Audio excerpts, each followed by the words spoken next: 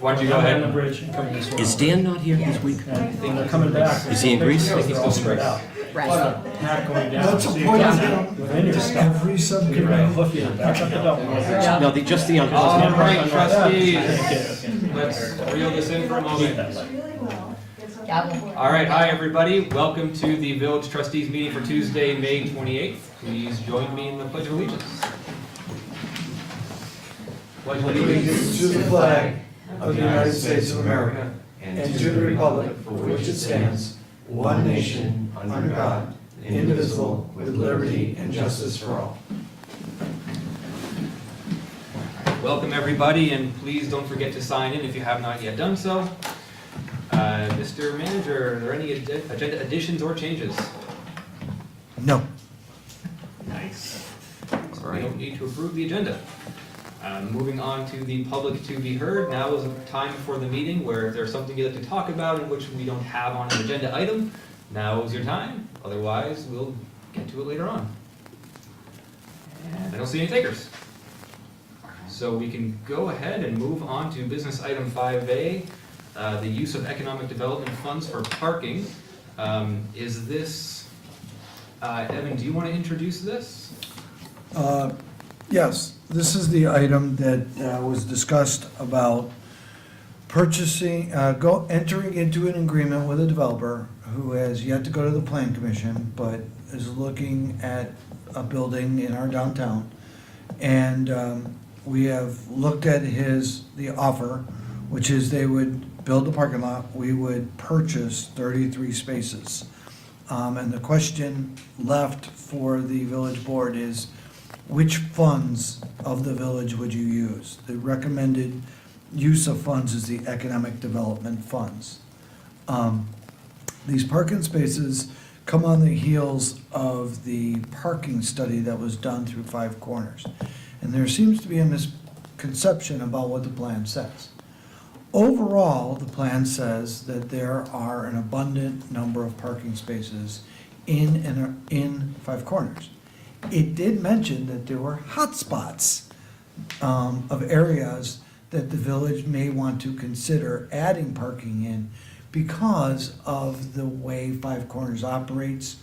One of those spaces is on the west side of Park Street, south of McGillicuddy's. And so soon on the heels of this report, the developer came to us. And so as parking goes and development, you really, sometimes it's about timing. And if you miss that timing, you may not get another shot for decades. And I don't like really being hyperbolic about that, but sometimes it could be a long time before you get another opportunity to add parking spaces and for the price which has been offered. So with that, really the activity is to determine what funds you're gonna use. Several years ago, when the Economic Development Fund was done at annual meeting, you all stated that you would at least warn the use of the funds, and therefore it is on the agenda tonight. Great. Thank you for that, and also thank you for including the those minutes from the annual meeting as well, just to make sure that everybody has had a chance to see that. And I said one last thing, it is also subject to the approval of the Plan Commission. If the Plan Commission does not approve this building, obviously you have no agreement to actually deal with it. And so in essence, what we are talking about is we're talking about an agreement for 33 public parking spaces. We are not talking about the design of the parking at this point. That's something the Planning Commission will determine. And that this is not, or that this is 33 parking spaces in addition to what is required of the developer through the Land Development Code. And that these are specifically to be public parking spaces. These are not to go towards private residences. But that rather these are to go towards anybody in the community who needs to use them instead of paying for parking spaces that are to be used by the tenants of the developer. I know for me that when I read and recall that annual meeting, this seems to fit in line with what we had discussed. We had discussed about it as an opportunity to be nimble based on the tour that we had at the board at the time when we went to St. Albans and toured what they had been able to do. So in terms of a funding source, for me personally, I think this makes a fair amount of sense. And if you don't mind, Evan, I'd like to just get the perspective from other members of the board, if there's questions, comments, concerns.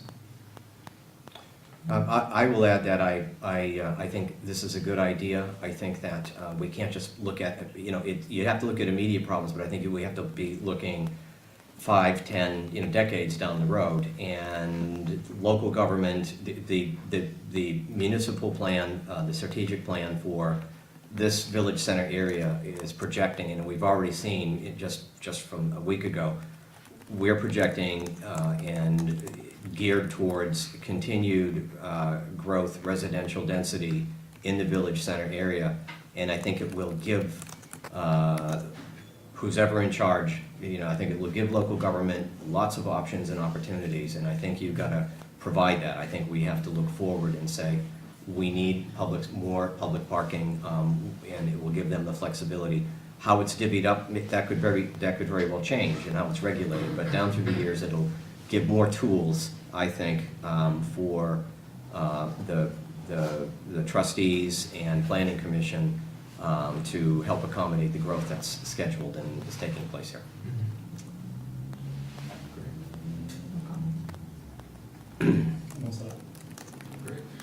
The only other thing I would note is just if you take a look, I don't know if you want to bring up on the screen what it is that we were talking about with regards to a parking garage. And the reason I mention that is just so that way those at home and also those in the room can also see that the parking spaces in which we are talking about, while again, this garage itself has not been approved by the Planning Commission, we're talking about public parking at street level. We're not talking about basements. We're not talking about the second story. We're not talking about third story. We're talking about street level parking. So that way, again, in terms of accessibility by the public, this is the most publicly accessible parking that we can frankly get. So, are there no other questions, no other comments, no pieces of concern? I'd be happy to open it up to comments from individuals in the public. Diane?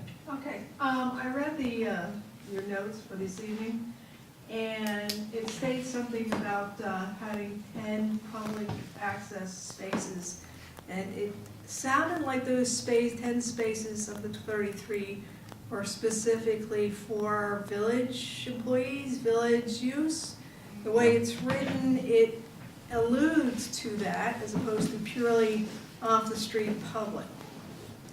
Can you expand on that, please? I'd be happy to. So I'm quickly skimming through this. I can tell you that the conversations that we have had have been that this will be we're paying for 10, and then we are writing a letter thanking the developer for donating the spaces for public parking spaces. So when I say the agreement for 10 purchased public vehicle parking spaces and 23 donated public parking spaces will be brought back to the trustees for approval, signature, so on and so forth. When I read the public vehicle parking spaces, to me it's not for the village staff, it's for the public. If I wanted to park here or park there for this meeting, I could do that. Okay, so is it envisioned that this parking garage is going to be paid for by public funds, by fees, such as I go down to Burlington and I pay a fee to rent a parking space for the time? Right. How is this envisioned? The vision of this is that it would just be open to the public, so that way this isn't a meter, this isn't a pay for the month. This is open public parking, similar to how there's open public parking with behind Brownell, and that type of similar method. Until the community decides to have any other parking ordinances or any other parking systems, this would be a free public parking. In terms of maintenance, if that's also what you mean, the other part that we have talked about is how this would be maintained and kept snow plowed, whatnot, by the developer, by the owner. Okay.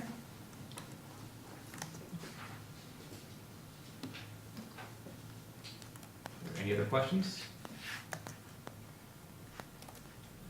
Okay.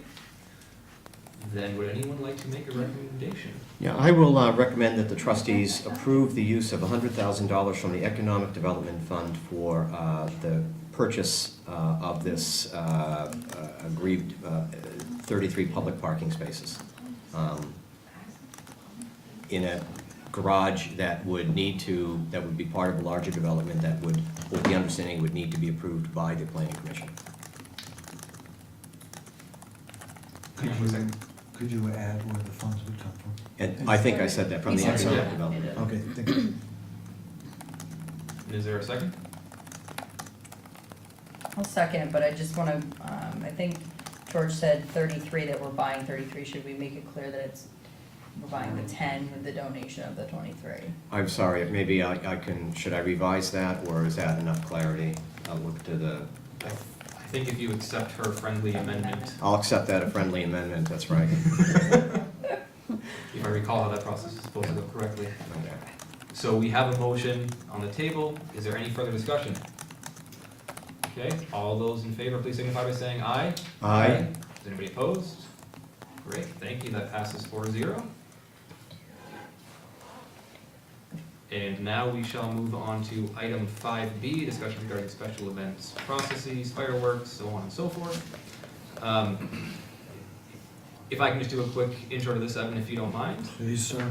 So part of this came up from lessons learned, if you will, from this past Tuesday's fireworks, and that there are some things within the process that that need to be redefined, retooled, reworked.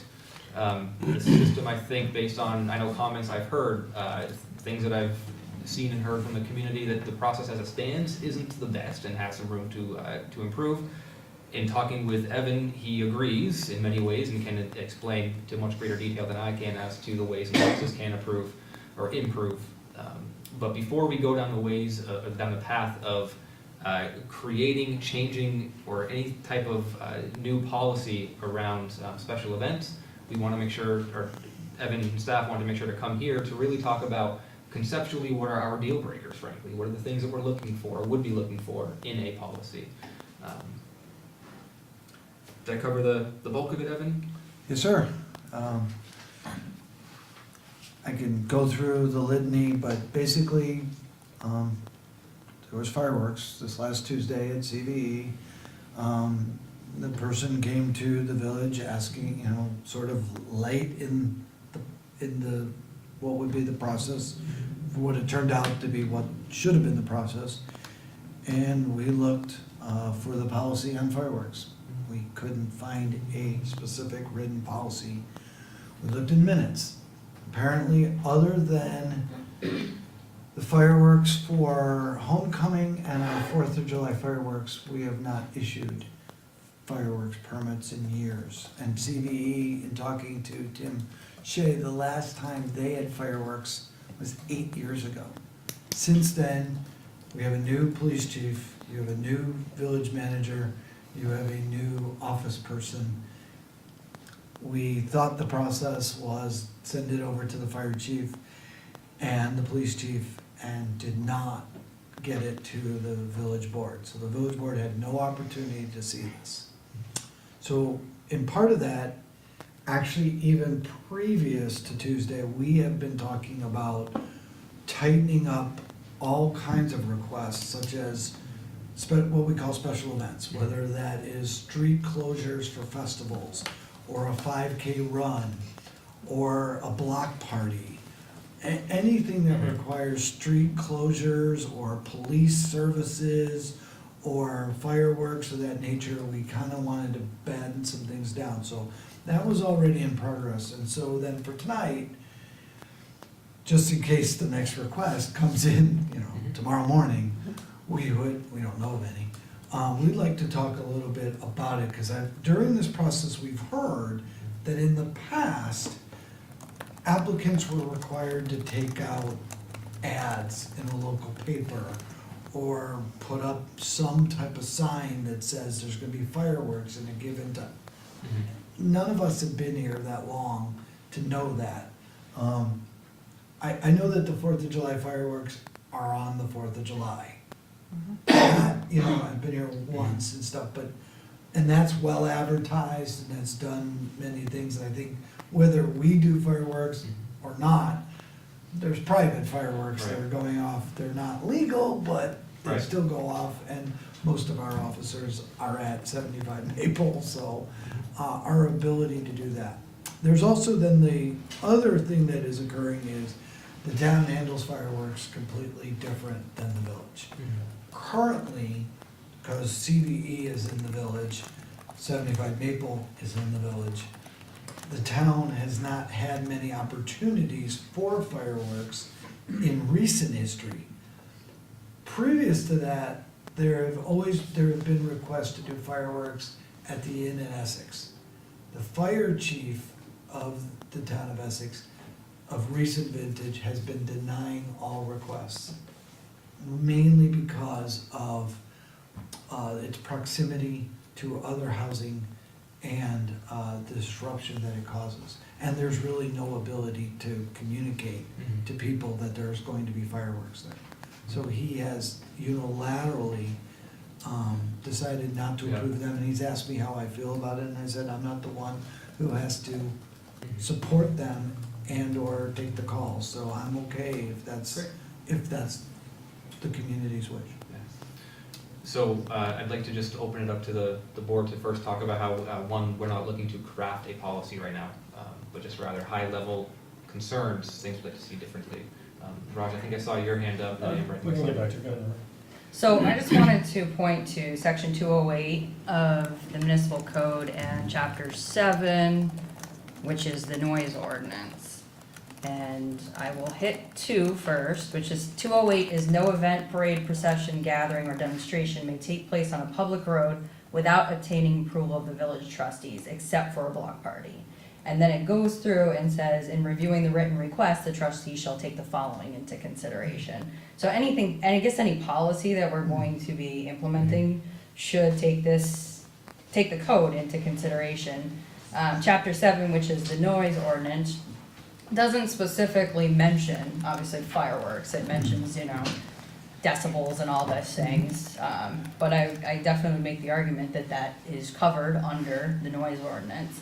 And it says that any person or organization has obtained a noise waiver from the village trustees, Yeah. has the right to do that, to exceed the noise ordinances. And when we went to look it up, and we do a word search and Yeah. we do fireworks, There's nothing there. No, I'm not, comes up. there isn't. I mean, I looked at this, I'm sure you looked at Picture- it that night when you texted me. right, right.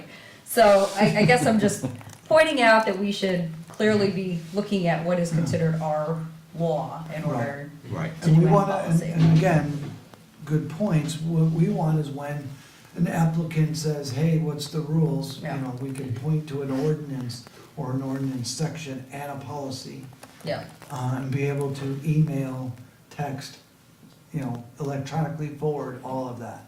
Yeah. And reduce confusion. yeah, I think from the thing about CVE was we had literally the week before or said, here is the approval for the waivers. And this was included, but not once was it mentioned that there was going to be fireworks at the event, because I think, as I said to both of you, if that had been the case, I would have changed my vote in that in regards to the fact that it was a school night and not necessary, Right. honestly. And so the timing of this is also advantageous maybe, in the sense that the agreement with CVE expires this year. And so we also find ourselves where, in many ways, we have code, we have a agreement with CVE, we have an ordinance, we have these layers that add to extra mess. Yeah. On top of it, we've lost the institutional knowledge by having long-term staff Right. depart. So we do find ourselves in this nice little meld of a way, if you will, timing, where we can really improve this to help make it as strong as possible. So I think those are all great points. So I guess I would say that, and I know you had something, sorry, Josh. Oh, In the interim, if we're going to develop some policy, in the interim, what happens? If you mentioned like 5Ks and stuff, I think the code is pretty clear, it needs to come Yeah, here and get approved. But there is that sticky situation of the fireworks, so like if CVE were to come next week and say, can we set off fireworks, then what do we do? Well, now we're alert to the fact that it needs to go to the fire chief, the police chief, and then the village board by practice. It turns out that I sign off for the village board afterwards, depending upon what the conditions are. That's what would happen tomorrow. Okay. But that's why we wanna understand the process and the parameters, cause if there's something you're just not gonna approve, I'm not gonna make people jump through hoops only to be turned down at the last hoop. I might as well tell them, Don't bother. if it's a school night during the school season, don't ask. It's just not gonna be approved, you'll get turned down. Can you appeal? You're appealing to the same people who made the policy. Not likely, but let's just be upfront about it and not have people running around thinking they might get their fireworks approved. Gotcha. And then telling people there's gonna be fireworks and there isn't. Yeah. I'd rather us know upfront what that construct is. Later on, when we get into street closures, street parties, other things, what are our parameters for that too? One of the things that separately we're finding out is, again, when you ask, whether it's village staff, town employees, or the police department or the fire department to do something, there's a cost to the public to do that.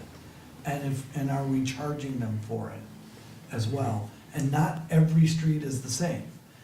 Last year, we had people trying to close 5 corners on a Friday night at 5 o'clock for a parade. That's not a good idea. So we said no. It ended up being on another street at a different time. We worked that out, but not every street in the village is equal. Right, You have a second? yes. Rob? So we're talking about more than just fireworks, right? Yes. We're talking about all events at CBE, out of CBE. Okay. Yes, and as a first introduction of this topic, this is not a one and only.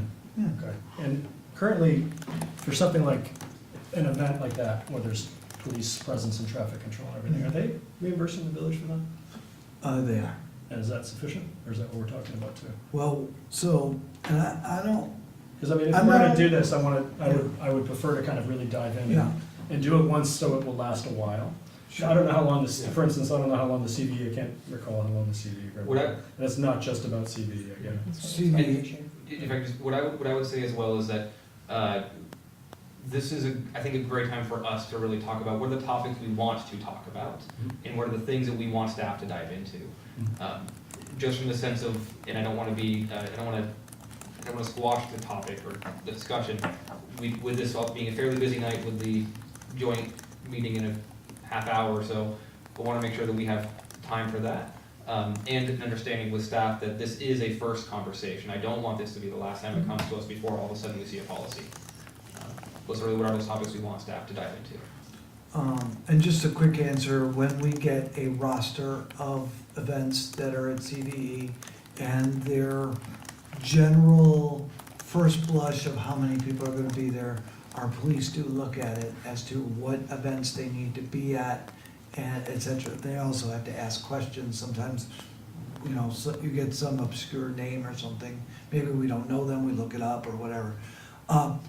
One of our problems is when that event changes after they've seen it, what's the process? So, for instance, they have a band coming, they say they think they're gonna have let's call it 5,000 people, which would be a big event for them. And then, we have enough police for a 5,000 person event, and it turns out there's 7,000 or more. Then we're understaffed potentially for what's happening.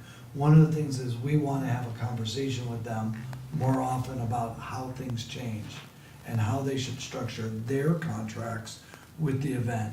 That if the police say, we need more thing, you're paying. Right now, they're like, we're under contract, we can't change the contract, then you're paying, CVE. And we have worked that out with them, saying, if we tell you you need public safety, you have to accept public safety. Can I add something at this point? And I think, I agree with you, Andrew, I think this is pretty complex because fireworks at CBE are different from train hop and parades and so forth. It's a big subject. But one thing I mentioned this before, since you're just beginning to look at things, could someone explain to me the logic of why fireworks and noise at CBE falls ultimately, the oversight for that falls partially on our community development office? I have no understanding. It seems like it was entirely by default. I've tried to piece together the logic.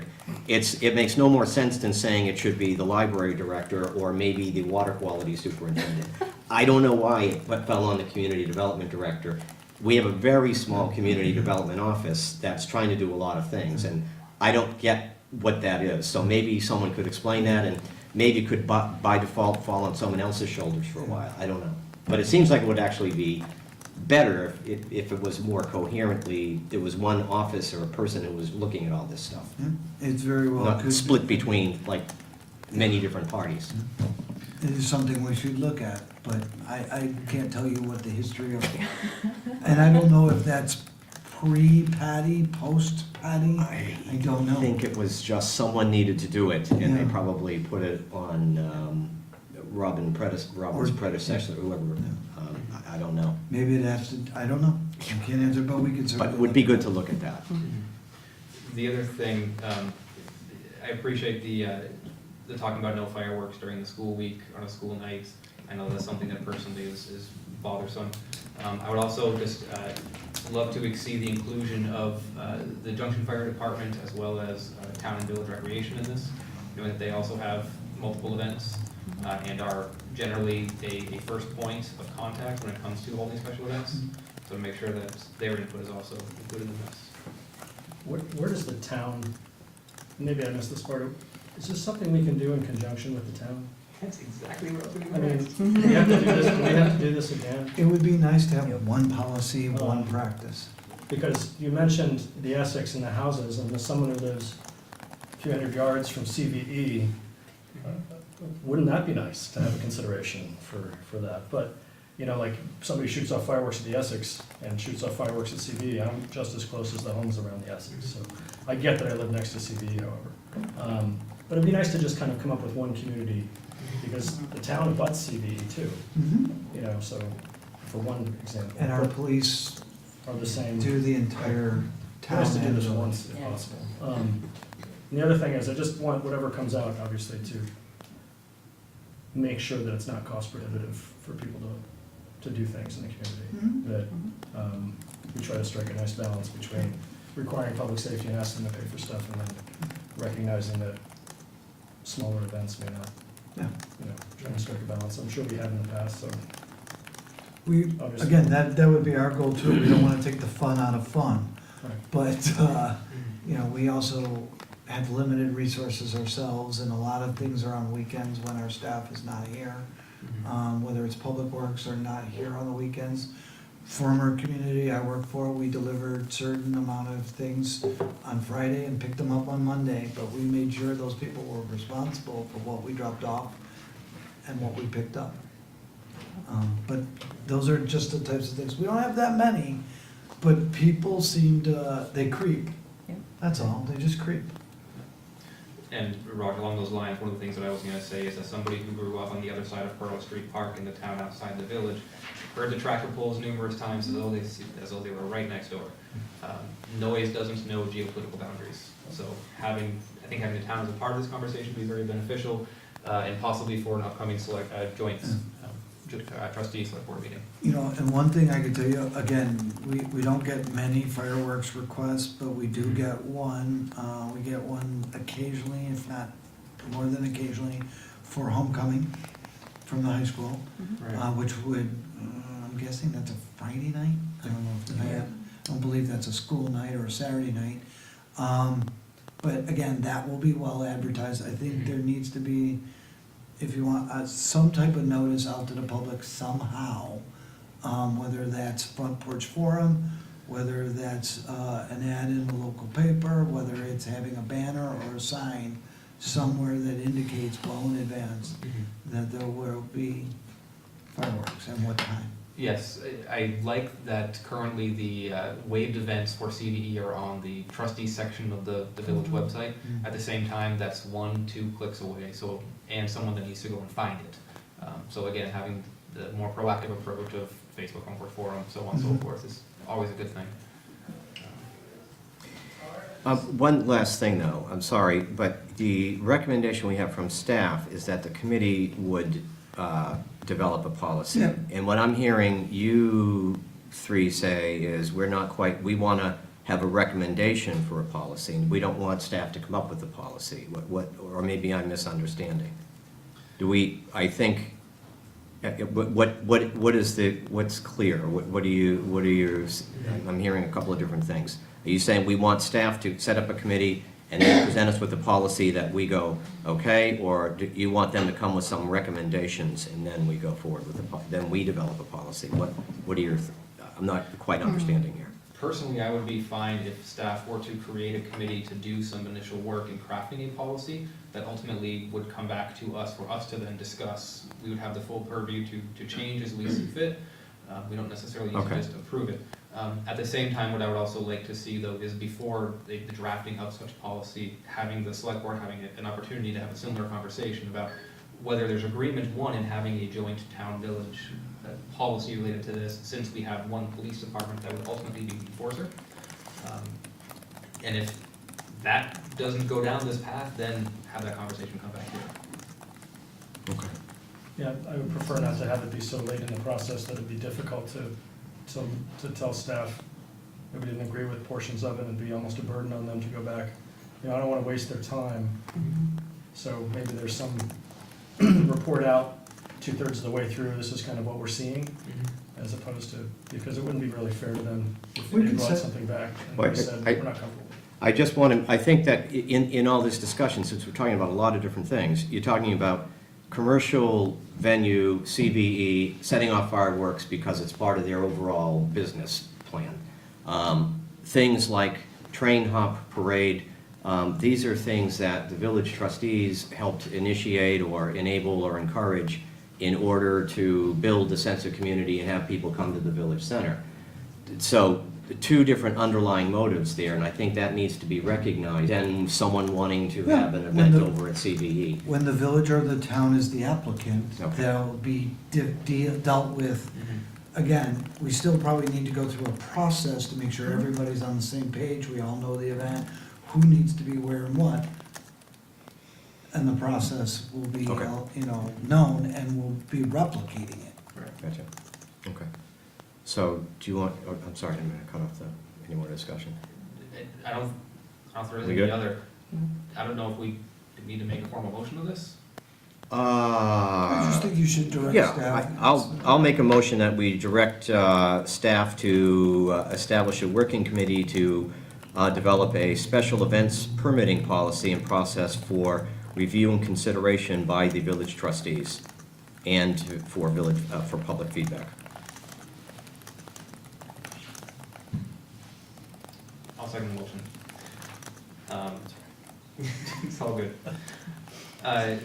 Any other discussion? I know just before we get into it, with the desire to have a conversation with the select board and about inclusion of their desires into this process, as well as the village fire department and TJRP. Yeah, and the only thing is, if anything pops into your mind over the next couple of weeks, shoot me, a text or an email, or something you'd like to see, in these policies. The one thing this is not, and I'm remiss to say, this is not about CVE and their program. That is, they're a self-contained business. When we get to their agreement and their schedule, you guys can have all, but this is about special events, and specifically in another respect, fireworks. Because this will not be the last request for fireworks. 4th of July will always, as far as I know, and Brad's here in the audience, 4th of July is on the 4th of July. Okay? Right. We don't do it any other night. It's not a school night because it's in the middle of the summer. It's the 4th of July. That's when we do it, and we'll advertise it the way we always advertise it. Ultimately, we'll also, when there are events, we put them on the website as well. Okay. So, Thank you. Okay, thank you. So the motion's on the table, sorry we hadn't included that. All those in favor, please signify by saying aye. Aye. Anybody opposed? Great, thank you. So now we can go on to the consent agenda. I'll move that we approve the consent agenda. Any further comments? Before we approve, I just want to make note of the approving and signing of the proclamation for Arbor Day. So thank you to the Village Tree Advisory Committee for their work on this, because this wouldn't have happened without them. Did you make the motion? I didn't, I made a motion, I didn't hear a second. Second. Raj second. Sorry. Opposed? Great, thank you. That passes. Any board member comments? I have one quick comment, I'm sorry I know we have the select board waiting for, but I have a comment. I would like the trustees to consider dipping a little bit further into our economic development funds to do a little bit of landscaping. And we have a new business coming into road rescue. The owner of the property has been very generous in allowing us to have all that public parking behind the building. We are going to be paying to have a path connecting from the public parking out to Main Street.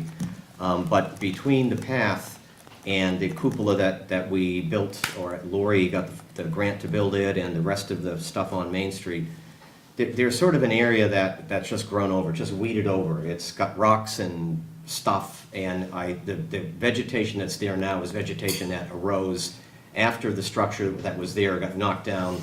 Whatever the wind brought in there and dragged in there is what grows on dirt, and it's really not attractive. And I think since we're encouraging people we're building a path to encourage people to go between the parking lot and Main Street, and we're having a new business come in, and this one little piece of this area that we haven't really been able to spruce up. I would like to suggest that maybe we consider landscaping that little piece of green in there. I have no idea, I don't imagine would cost a lot of money, but I'd like to maybe suggest that we have staff look into it, get a general idea of what it might cost and some recommendations, and put it on the table for our next discussion. I think that would be a good topic to discuss, either June 11th, June 25th, Okay. somewhere in That's, one of those. we can just leave it at that at this point. Yep. Good? Okay. So I'll bring that back, and we'll put it on for discussion on the next agenda. Yes, and Evan, I know you had your hand up, but hang on a quick second. Raj or Amber? Oh, good, Any other great. comments? Okay. Yes. It is with great sadness that we sent out a notice that Chuck Berry from our fire department passed away of non-firefighter related incidents, but his funeral arrangements are being put together, final touches. You'll notice they put up the black bunting. Chuck was at the fire station every day. He made sure all the trucks, if they needed maintenance, they went and got maintenance. If something happened and we needed somebody at the fire station, he was always at the fire station for a paid on-call system. It's great that he was there every day. He was a character, and he is going to be sorely missed. But I wanted to make sure that you had all seen that email, and of course, once those arrangements come out, they will get sent out. Yeah, thank you. Yeah. Yeah, thanks. Huge loss for us, huge loss for the fire department. Great guy, Absolutely. great guy. Yeah, thank you, Evan. Sorry for the downer. So, no other comments. Before we conclude the meeting, we do have an item for executive session. The way that I think we can handle this is seeing as we have more members of the public here than those of us on the board. If the board is willing, if we can take a quick little recess, we can vacate the room. Everybody who's here can stay here. We can go into Evan's office for a quick conversation, and then we can come back out of that. So if that process makes sense, does that make sense for everybody? Makes sense to me. Okay, then I just gotta make them. Nice try. I'll make a motion that the trustees enter into executive session for negotiating or securing of a real estate purchase pursuant to 1 VSA, section 313A2, to include the unified manager, finance director, assistant manager, community development director, and deputy manager. Someone wants to second that? I will second that. We're all gonna do it now. Any further discussion? All those in favor? Aye. Aye. Anybody opposed? Great. We'll take a brief recess and we'll head into another room.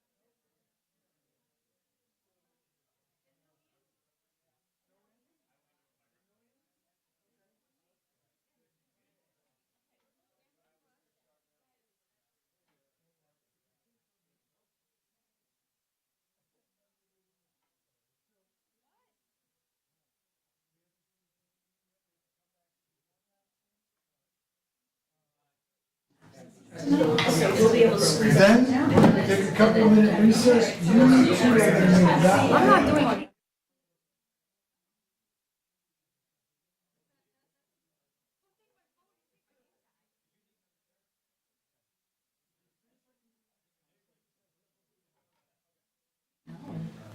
All right, so, thank you, everybody. We are back to the village trustee meeting. Thank you for being here. Thank you. I'll get Kathy later. So we're back in, I would like to make a motion on behalf of the trustees to authorize staff to enter into a umbrella agreement with the Department of Environmental Conservation with funds to come from the Chittenden County Regional Planning Commission. Is there a second? Second. Is there any further discussion? All those in favor, please signify by saying aye. Aye. Is anybody opposed? Great, thank you. And so that concludes the portion of the village trustee meeting. At this time, if you want to take a couple moment recess, select board, come on up and join us, and we'll have a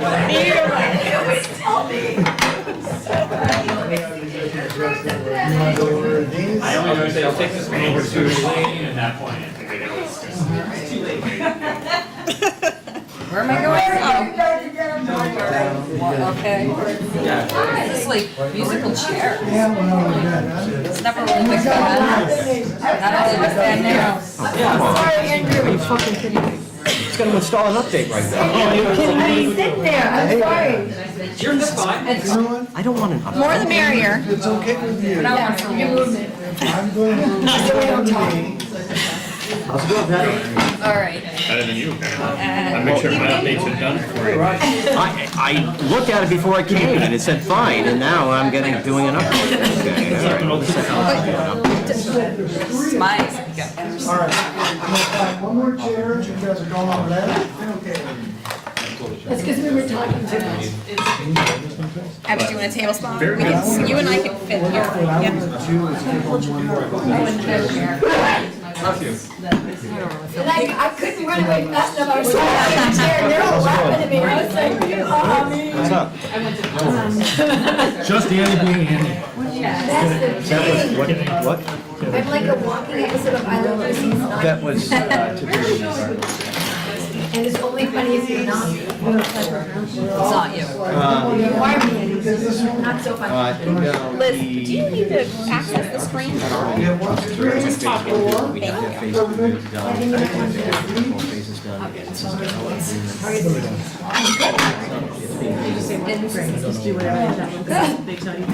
Can we CCRPC paper? Yes. Yeah. It doesn't make a difference. You can make any kind of motion you want, son. Dan's not here. Never to go. George, can I pass that to you? What happens with that? Oh, I think we met a while back. wait for Dan. I worked for both. Oh, that's right, I knew that from Facebook. Liz, next time come to a smaller group, please. I've been wondering who you are, and I should have just gone to ask them, because I'll find out. You will. Oh, you're Me and sitting Sarah are next to gonna the talk power, too. Well, this is the power group. Oh, blast you. I know how sad you are, Russ. Yeah. Fun right out of it. Need to keep an eye on you, Andy. Keep an eye on you as well. We're in session already. Hey, look, now that you have your own space, Kathy, let's not start any trouble.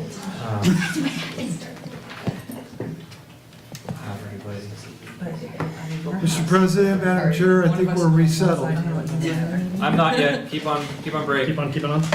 I don't know how to juggle. I can teach you. You juggle I next. doubt you can. Next Oh, meeting. really? Not for money. So, Yeah. I think I followed the, so Andy brings our us, activity, our team building activity of strategic advance, and that's gonna teach us how to juggle. It's quite the, He's not here. You're gonna juggle? Before we start, I'm actually looking for my At our phone. strategic advance, as a team building thing, you should teach us how to juggle. shortest 4 years ever. yep. Did you have any trouble finding us? What's that? Is it the one that came with the juggling balls attached? You probably brought it up myself.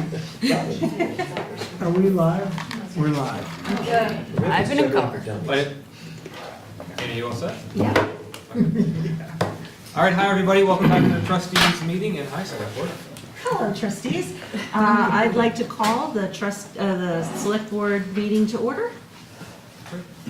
So now that we are all here, it's nice to have you all here with us. Thank you. We have a whole host of guests here, so hello and welcome. And along those lines, we want to get into the first item of our preparation for strategic advance, which I know, frankly, I'm excited about. Liz, you want to Public take to be heard. Public to be heard. Please. Is there anything from the, any comments from the public on anything that is not on the agenda? Because if so, now is your time. Great. Thank you, Evan. I'm excited too, sir. I'm ready to jump into this. And I'm not, this isn't sarcasm for once. Liz, are you? All right, I'll take it away. Thank you so much for having the St. Albans crew join your meeting this evening. We're really happy to be here. The intent of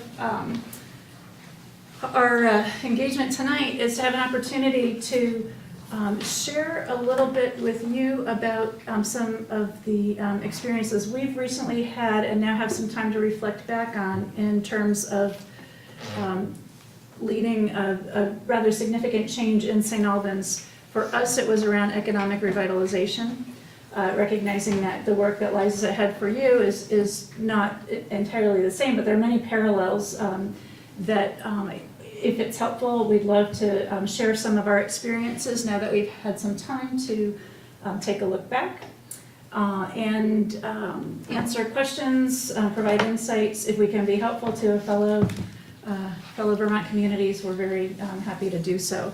So with that, what I'd like to do is introduce my colleagues from St. Albans to you, and then some of the areas that I thought might be helpful for us to share a little bit of background on would be around the importance of vision and values and leading a large civic engagement process, leadership, change management, roles and responsibilities, the importance of defining them, planning, and communication. I think we've got some good learnings to share. And then anything else that you may want to talk about, if this sounds like we're on target, that's what we'll do to lead the background part of the conversation, and then we'll take it where it goes.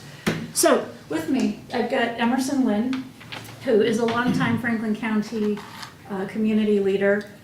He owned and operated the St. Albans Messenger for many, many years, 38, I was going to say 37, 38. And now Jim O'Rourke, sitting next to me, has taken the helm and is here as well to share some fresh insights, but also in particular it gives him an opportunity to get to know all of you, and I think can help to lay some groundwork for that relationship that the press may play in helping to get your messaging out. Anything you two would care to add in terms of introduction? No, I think that we're all set. Okay. Depending on how you ask questions. Okay. So if you're not familiar with the St. Albans experience, and we're not here to talk about the downtown revitalization, but to find the parallels from our experience that may be helpful to you, but just in a high level, for many, many years we had a vision and a dream of what a more vibrant downtown could look like in St. Albans. That might go back as far as 40 years ago that plans started to be developed, but it wasn't until somewhat recently that we were able to bring the ingredients together that could move us from simply planning to actually having a successful run at initiating this big change and transformation. So we've moved from a community that was in trouble with crumbling sidewalks, we weren't keeping up with our infrastructure, Main Street was full of vacant storefronts. In relatively short fashion, because our TIF has been underway for 5-ish, 6-ish years now, we've been able to dramatically shift. And that happened for several reasons, but I think one of the very important reasons was the community involvement, the strong civic engagement, and the opportunity for people to participate, contribute, and then get behind the plans that help to move us forward. So with that, I think I might, I don't want to monopolize the conversation, so I think I might share a little bit about vision and values and leadership, but look for feedback from Emerson, your insights, observations on some of the elements that worked. And then maybe we could move into some of the other pieces around change management, roles, responsibility, and communication. Vision and values, and I recognize that you're going to be moving into a strategic advance soon, and I think that probably gives you a really good place to affirm and/or let your vision and values evolve. But so important to be firm as a unit, as a team on why you're doing this work and why now and what's different now. Transparency, open communication, I think are really essential pieces that can help to build trust as you're looking to share your vision. Those values come into play. And for us, having a team approach was really important. And there's a core team, the boards, the elected officials, staff, but it goes far beyond that as well. It's really expanding the team to be including both formal and informal members in the community that are able to provide input, bring people to the table, and help to get the messaging out. I would ask you, Emerson, on that notion, if you would care to contribute some of your observations about what in particular has been so effective for us this time around. Well, I mean, as Liz stated, the city, or what we like to call right now Greater St. Albans, which is not only the city but the town as well, was in a pretty tough spot a number of years ago.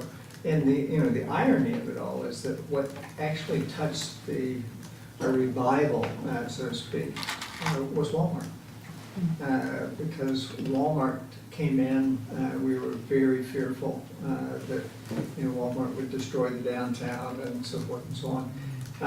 And for, it's a complicated scenario, but when it was finally approved, one of the conditions on the approval was that the developer, in this case Jeff Davis, was required to buy a couple of buildings downtown. And that was kind of one of the starting points to, okay, we have something and we can build off of this. And then from that part of it, long story short, we started with the streetscape and Liz, and then progressed into the TIF project. And 5 years later, we've added $52 million to the grand list. We've had a 65% increase in the revenue generated, and $660,000 extra going to the Ed Fund. And this is in year 5 of a 20-year program. We didn't lose any business to Walmart. We have a downtown that's essentially all full now. We have our last core project coming in, which is a combination of our hospital and CCV locating downtown. So we've been able to increase our foot count in terms of just traffic. But it's kind of more than that too. I mean, our largest employer, Mylan, was able to pick up a side building from the state, and so it was able to expand, which put the state in the position where they could move downtown. They moved downtown, we had the parking garage. The parking garage was the anchor to the hotel, and the hotel was the anchor to what we're doing now. And it's all been extremely successful, and it was also extraordinarily difficult and extraordinarily complicated. It took a lot of time and a lot of effort rebuilding downtowns. You're going through that here with your project that they just laid out. It's complicated stuff. And when you're having to deal with existing landowners, it's landlords as well, it can get pretty dicey. And the fundamental, in my estimation, one of the power of what we were doing, and Liz did a wonderful job as mayor, is that this project was as transparent as anything you'll ever run across. There was nothing that we did that wasn't before the public. But the difference is that we were also selling ourselves because we were at a low point. This is what we needed to do to revitalize our downtown. We had been, my first year in 1981, I can remember covering a meeting where somebody brought up, our local attorney, Larry Bruce, brought up to the podium a great big mocked-up copy of what it's made out of paper mache of what downtown would look like, revitalized. That was 1981. We went through that many iterations before we finally got to where we were going. You don't want to do that. That's too long. You know, we're trying to get you there sooner or help you get there sooner. But this was, you know, that we were at that spot where we knew what we had to do, but we also put together a program where on a consistent basis we had information in front of the public that described what it is that we were doing and the value. So from a public relations point of view, we created a wave. And you know, you didn't want to be in front of the wave or you'd be swept away, but that was what was going on, is that we had a community. We built that trust and we built that awareness. Everybody knew what was going on. And just the little things, which it sounds little, but I think it's actually ended up being a huge thing. Every one of our votes, how many votes do we have? 3, 4 votes altogether?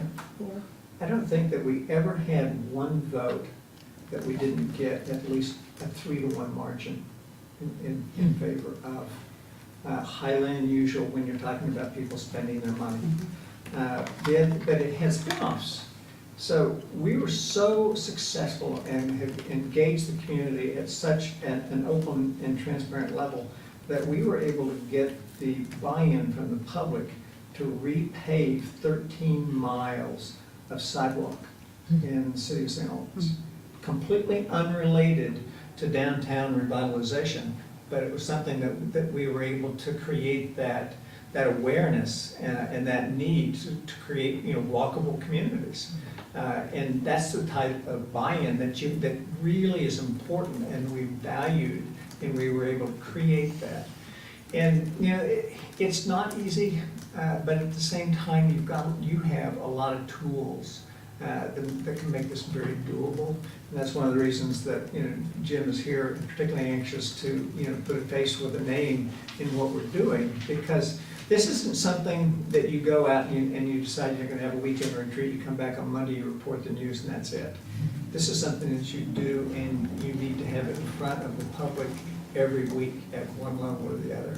And it's not just our voice, it's your voice, you know, because it's your community newspaper. And, you know, you're going to have, it's essential because you've got a product that goes to every single home in Essex, in the entire region. So you have to you can take advantage of that opportunity. But it also requires, you know, you to reach out and go, here's the news, here's where we're going, here's the objective, here's the buy-in. And we'd like to have, you know, all of your voices as part of that move. You know, and the other part, and the reason that we're so passionate about this is that, you know, Vermont, Essex is a wonderful place right now, very dynamic, you know, the second largest city in Vermont, and a lot going on. Vermont overall is really struggling right now. You've got a huge demographic issue. You know, we're declining, we're losing 1,000 students every year. You know, we've gone from 105,000 students in 1997 to, you know, about 72,000 right now. We're going to lose another 10,000 in the next 10 years. You know, these are all challenges that we're facing together as a state. And so when you have options like this, there are also a lot of collateral value. There's a lot of collateral value in coming up with programs like this, because spin-offs, you know, go beyond Essex and Essex town. You know. So this is the type of thing, we'd be glad to answer any questions that you've got. But I just want to leave you with the summation here that as the paper, the Essex Reporter, you know, use it. It's your community newspaper. Talk to Jim, call us, you know, sign up in every way. You know, give us advice as to what you would like to see us do. You know, that's what we're looking for. I'd like to share some thoughts before we open up for questions about a couple of other things as well. So having had a chance to to review some of the documents and meetings that have led up to this, and having had a chance to meet with Andrew and Elaine, and also with Evan and Sarah and Greg recently, getting a sense of the project that lies ahead. The leadership role that you all will play in this, it's going to probably be a lot of hard work, a big commitment, but it sounds like it's also very exciting. And so what I'd like to share with you from my perspective, like you as a volunteer serving on, as an elected official on a board, it's hard work, big commitment, but the reward is really satisfying and gratifying to be at the end, to be able to see what this type of work can do to help to strengthen a community. So in terms of thinking about the roles that you all will play, in terms of getting messaging out, inspiration, building confidence by providing information, being a trusted, open, transparent source of information to the community, is so important. And it's oftentimes, I think, in the midst of a big shift, something that really becomes a day in and day out. It's the formal meetings, but it's the standing in line at the coffee shop and having the opportunity to chat with someone who may or may not know about what's going on. We're all at different places on the level of awareness. So your roles as community leaders are so vitally important, and understanding that at the heart of what you're doing, it's about change. And in order to bring a community along through the change process, recognizing that people are at different places, we don't all move together. So building awareness, providing information that helps people to come along, to learn what the initiative is all about, really important. From awareness, moving to building up a desire. People start to become aware, then they want more. And then I think where you're at, the role really starts to shift towards doing the analysis and being able to provide the knowledge that your voters will want to see, what the plans look like, and knowing also that the communities have the ability to take that knowledge and actually execute. So building that confidence and showing the plans and how they would work and go into action with voter support. So change goes through different stages and people move along at different points in time, but something to keep aware. And you'll all have different roles and responsibilities. For us in St. Albans, it was helpful to think about the different roles that staff played versus the elected officials. Sarah at the time was one of our crackerjack staff members, but our city manager, who unfortunately can't be here today, his daughter has a violin concert and he could not miss it. It was the end of the year. But the analysis, the technical review, the providing their professional expertise to building and creating the plans, so vitally important. And then being in the position as elected officials to take that work and knowing what where you stand in agreement, what your key talking points are, and where you have conflict, creating an opportunity with your boards to suss that out, to make conflict constructive, whether it's amongst the boards or within the community. I think conflict and creating a space for constructive conflict is essential to doing this type of work, to being innovative, creative, and developing the plans that the community will support. And then just a last note on the subject of communication, I'll just add that in addition to print media and what I suggested earlier, the formal and informal, the coffee shop conversations. As you get further along with the planning stage, as you have your advance and then move beyond, you're doing the analysis and creating the plans to roll them out and communicate, being sure that the messaging is consistent, and that you all know how what the communication plan is and who's doing what, and making sure that you're also keeping track of feedback from the community coming in and processing that. So from one-on-one meetings that can be very technical to high-level contextual overviews, all really important. I think for us, something that was helpful was we knew that we expected people would process information in different ways.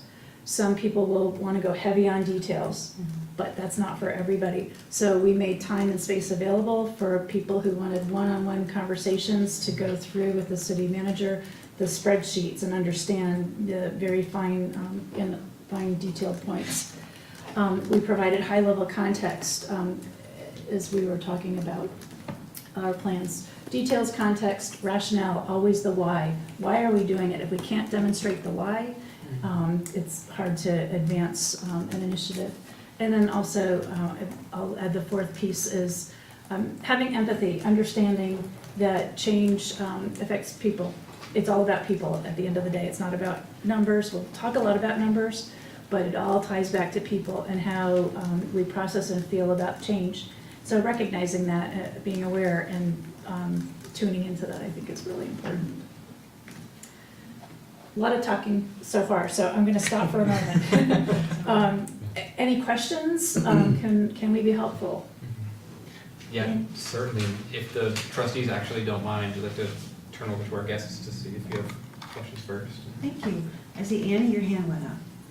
Feel free. Yeah, this is really exciting to me. I really, I'm so grateful that you're so capable of articulating your experience, and it's just beautiful to hear and confirm that there were times that you had to like shake stuff, right?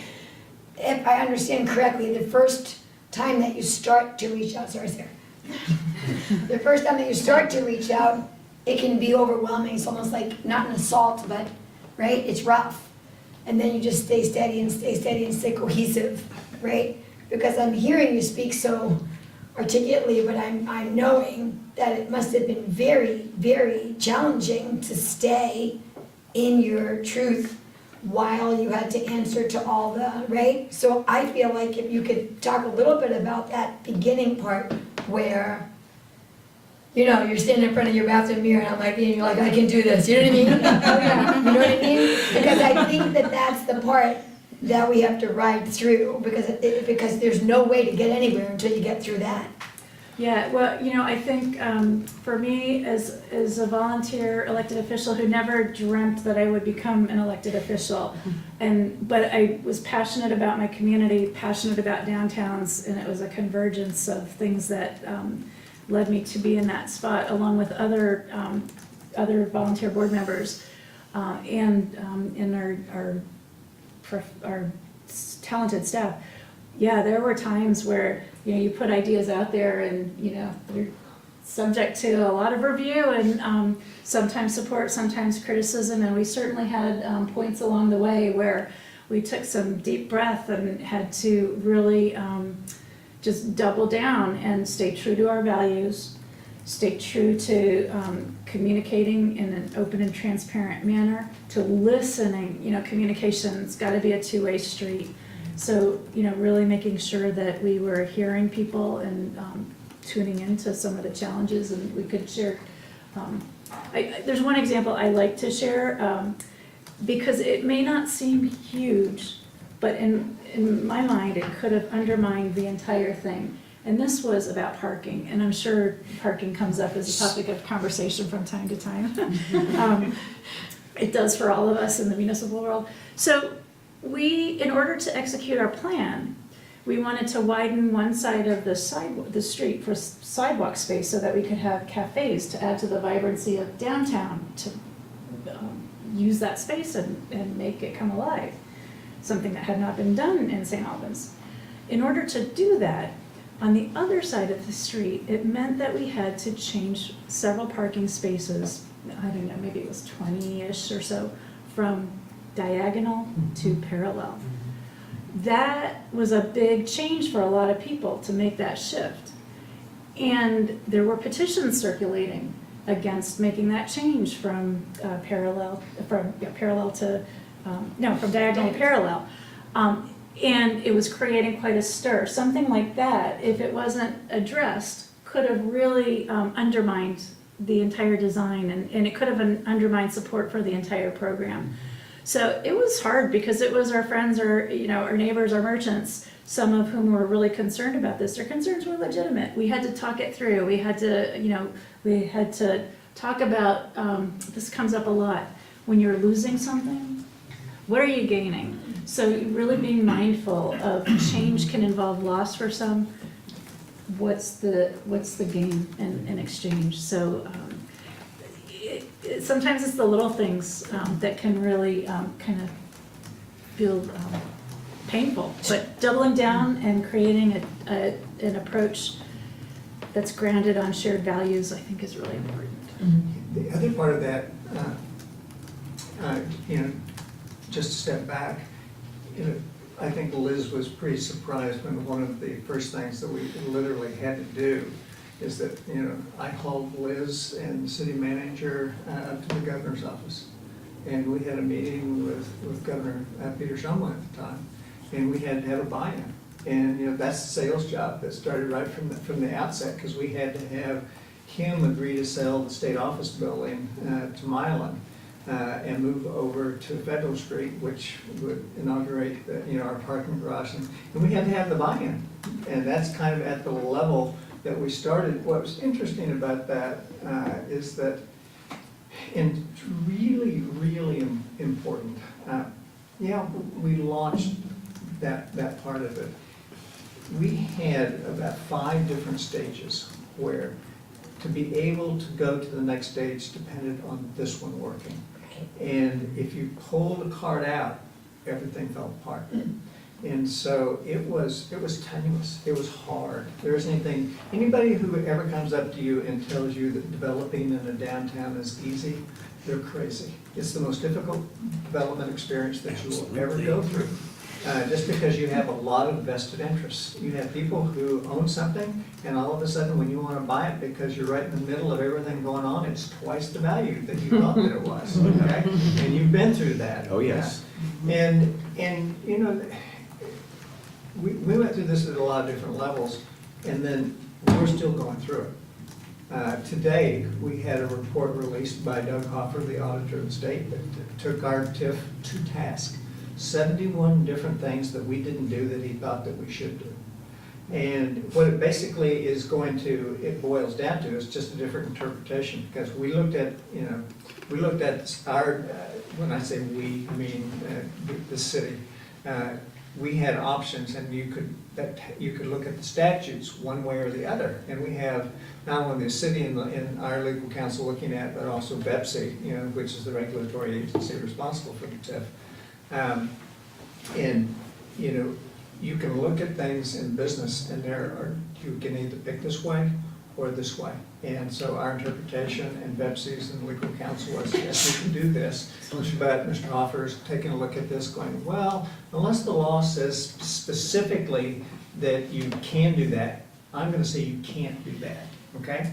And you're going to run into this, but the reason that I bring this up is that what's okay with us is that we are okay, because we did this. Everything was transparent.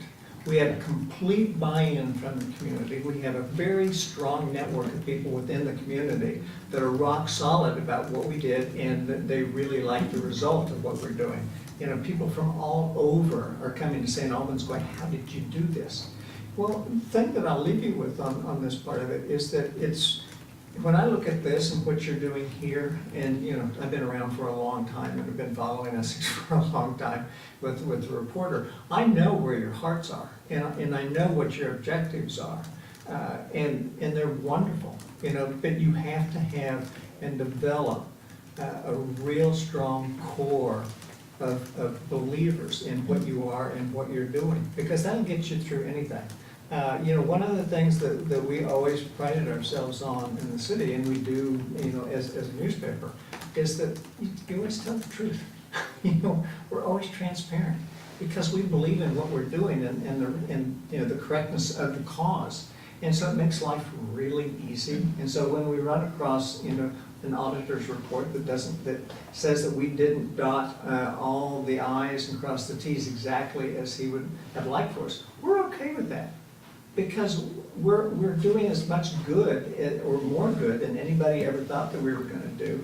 And so, we're happy, we're actually offering our model as a way that the rural parts of Vermont, can take the same example and use this to hopefully drive development into our rural parts of Vermont.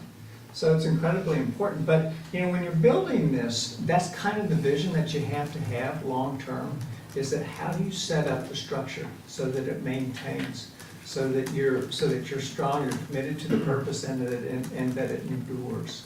And that's something that you literally build, week after week after week.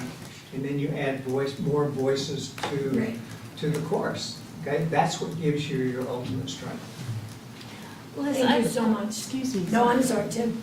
I'm interested in the comment you made a little while ago about the different roles of the elected officials versus the staff. And I'm wondering if you could share some examples of what elected officials did in Sure. comparison to what staff members did while you went through this process. Sure, and what I'll share is just the way we did it. I think lots of different flavors in terms of how you can establish those roles. You've got to do what works for you and for this Sure. this initiative. For us, what worked as at the city council level, and we had our format is we have a mayor and then 6 city councilors. A mix of some longtime city councilors, longtime residents, and then some newer folks. We had a good team that sort of brought different strengths to the table, and where we might have had some gaps, we found ways to fill that with other community members. But what I like to share about roles and responsibilities was we were really concerned about being consistent in our communications. And oftentimes what that meant was that either the city manager or myself were the designated spokespeople. That was our way of handling that. That didn't mean that elected officials weren't speaking to people about the project. I don't mean to imply that, but when we were asked to do presentations or to respond to media requests and so on, we were pretty disciplined about how we engage. So for example, if a council member received a call from a TV news station, they would pass that to either myself or the city manager. I suspect like you all, you do other things besides just attending meetings, right? You have, so if we're elected officials in this capacity, you're not always as available as a manager is. So, just figuring out how to make sure that you've got good coverage to deal with those types of things, and then, who's doing what. Or you might find that there's a particular issue that might be best served for communication by a particular member of the board. So then delegate, that responsibility. And again, not to say that as different members of the board, of course you're communicating out about the work that you're doing and the messages that you want to deliver. But I think for us, it was really important to be disciplined in communication and to be working really hard to iron out the kinks before we got to communicating the messages. So we were not always on, the same, coming from the same place, and that's the way I think it should be. We should be challenging, asking questions, working out the kinks. By the time we got to the voters, we were, I think in every case in a position where we had unanimous approval of the city council for the proposition that we put before the voters each of those 4 times. So that was important to us, and we were able to achieve it.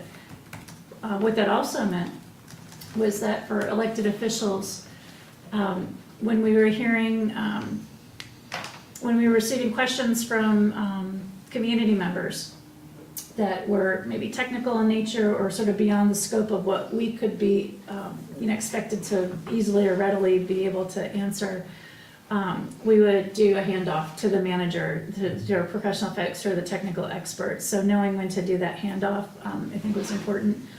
And then keeping one another informed that it was happening, because we all learn for that when somebody raises a question that we haven't thought of before, making sure that it's shared with everybody and answered. Hope that That's helps. very helpful, yeah, thank you. I would also say, circulating through your networks. So, as you move along and you're starting to communicate more about the plans that you've developed, who are you communicating with, which groups? You all have your different networks. What are the talking points? That'll come into play as well. Please. Great. I actually have two questions. One's quick and kind of lighthearted, but can I talk to someone about getting an Essex reporter to my house? Because I haven't had one delivered for about 2 years, and I called them and they said that the delivery person had recently quit, but that they were definitely on their way to hiring someone else, and I haven't seen them yet. I can help you right now. What's the address? 15 Briar Lane, B-R-I-A-R, here in Essex. Yeah. You have no idea how much I love hearing you say that. He reaches right into his pocket, he's like, let me just. I'll take my picture, but just can't put it on. And the second, probably a little more serious question, probably. Could you talk a little bit about how you approach maybe the individuals who are, not wanting to see a change and getting them to change their minds? I think that what we have is a situation where we've had a lot of disappointment over the years, lots of starts and stops. Like you talked about a plan that was 40 years almost in the making. Clearly there had to be some amount of resistance to any change whatsoever. What we're looking for as our two bodies is getting as much feedback as possible so we can afford that transparency and say, this is what you're looking for, this is what you need to be looking at. How did you change those minds? How did you go out and find those people who were just disillusioned maybe with the whole process and didn't want to involve themselves in another? A level of fatigue that comes from numerous attempts, right? And then you've got to build credibility, and not everybody's going to come along at the same pace. Yeah. So being aware of that, and I think about how where we were at the beginning, we had a lot of we had a core group that was enthusiastic and excited about the project, and so we expanded the network. It spread, but did everybody come on board? Not everybody. Having said that, I just think being responsive is so important in terms of listening and recognizing that there may be points where you're going to have to agree to disagree on some issues or points with some people. And that can be hard. I think I learned a lot through the process that you do your best to bring as many people's input in and be responsive to it, but at the end of the day, the reality is there will be some people that won't agree with the plan for different reasons. I also I use a model that I find helpful. I call it I don't get it, I don't like it, I don't like you. And this is overcoming resistance to change. If people aren't getting it, that's about information. Provide more information that will help people to understand and make a decision on whether they're on board or not.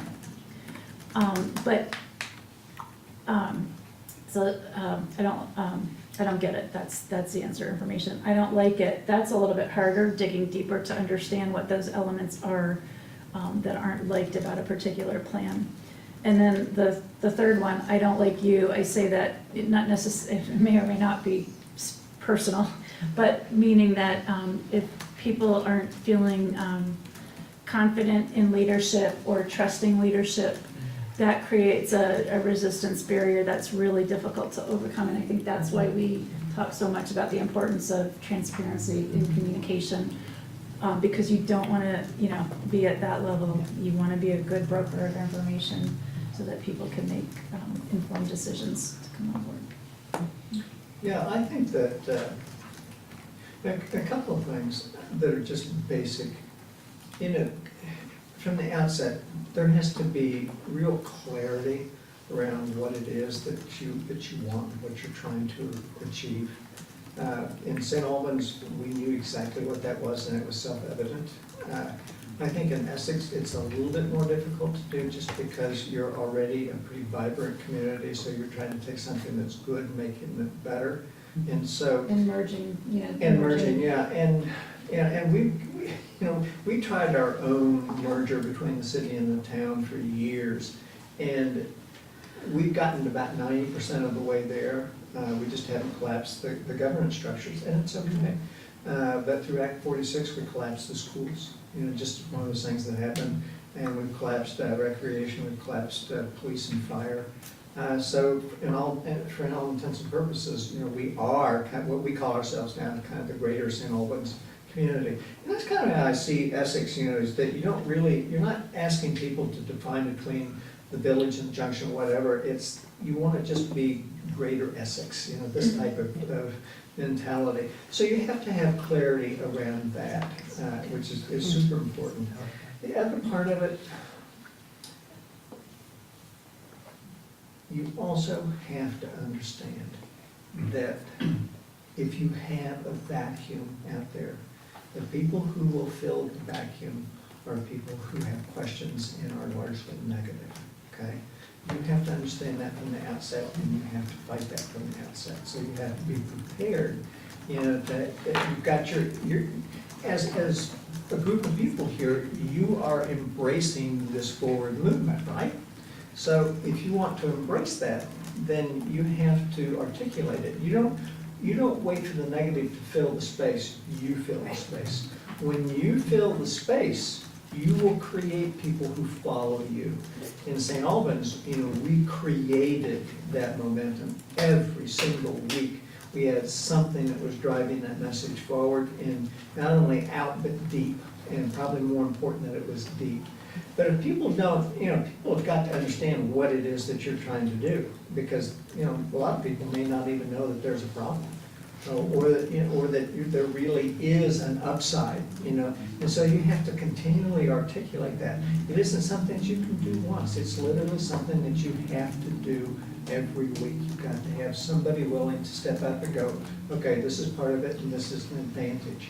And that's one of the things that we've got, with the newspaper that gets to every door except yours. And it will be next week. Okay? But these are options for you, and this is how you have to embrace this, and it's very doable. It's not only doable, frankly, it's really exciting. And when you get something like this started, and the people start to buy in, you don't even know what the unintended advantages are going to be, spin-offs going forward. That once you start it, people are going to go, wow, well, since you did that, how about taking it in this direction, we do this. And that's where you want it, that forward movement, it's got to be progressive, it's got to be built on optimism. And, that's the message that sells. But if you don't, and you just sit there and allow things to lie fallow, I can tell you in advance, it won't work. So from the trustees, if you don't mind, one of the things that you're speaking to now really resonates with me. One of the things I know that you said was around I wrote that down, I don't get it, I don't like it, I don't like you, and the fact that the messaging part is so important to that. And what I'm seeing as far as a relationship as well between the St. Albans Messenger as the paper and then the municipality just seems really unique. I don't know if that's because just in being a trustee, I haven't had the reporter come to me and say, we've got to go do this right now. It's very interesting and really it sounds like advantageous to help make sure that the right message is getting out there.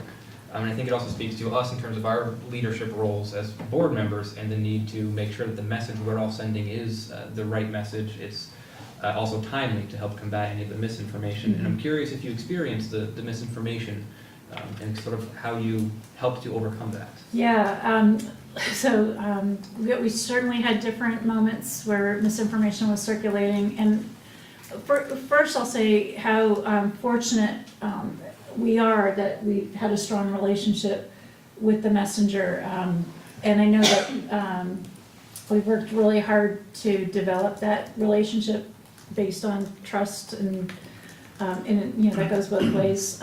So I think you're fortunate in that you can develop and have that relationship with the Essex reporter. Talking about misinformation, I think social media is an area where, I think there's a lot of high risk. And when I think about some of the challenges in that regard, I don't know where you're at with your social media presence right now, but When we started with TIF in the city, we weren't we didn't have much of a social media presence, and it really became essential for us to have a St. Albans page on different social media outlets that was known to be the source of official information, so that when misinformation started to circulate, that was the place where we could put that statement out, and then people could pull it in from that site to other posts to clear the record.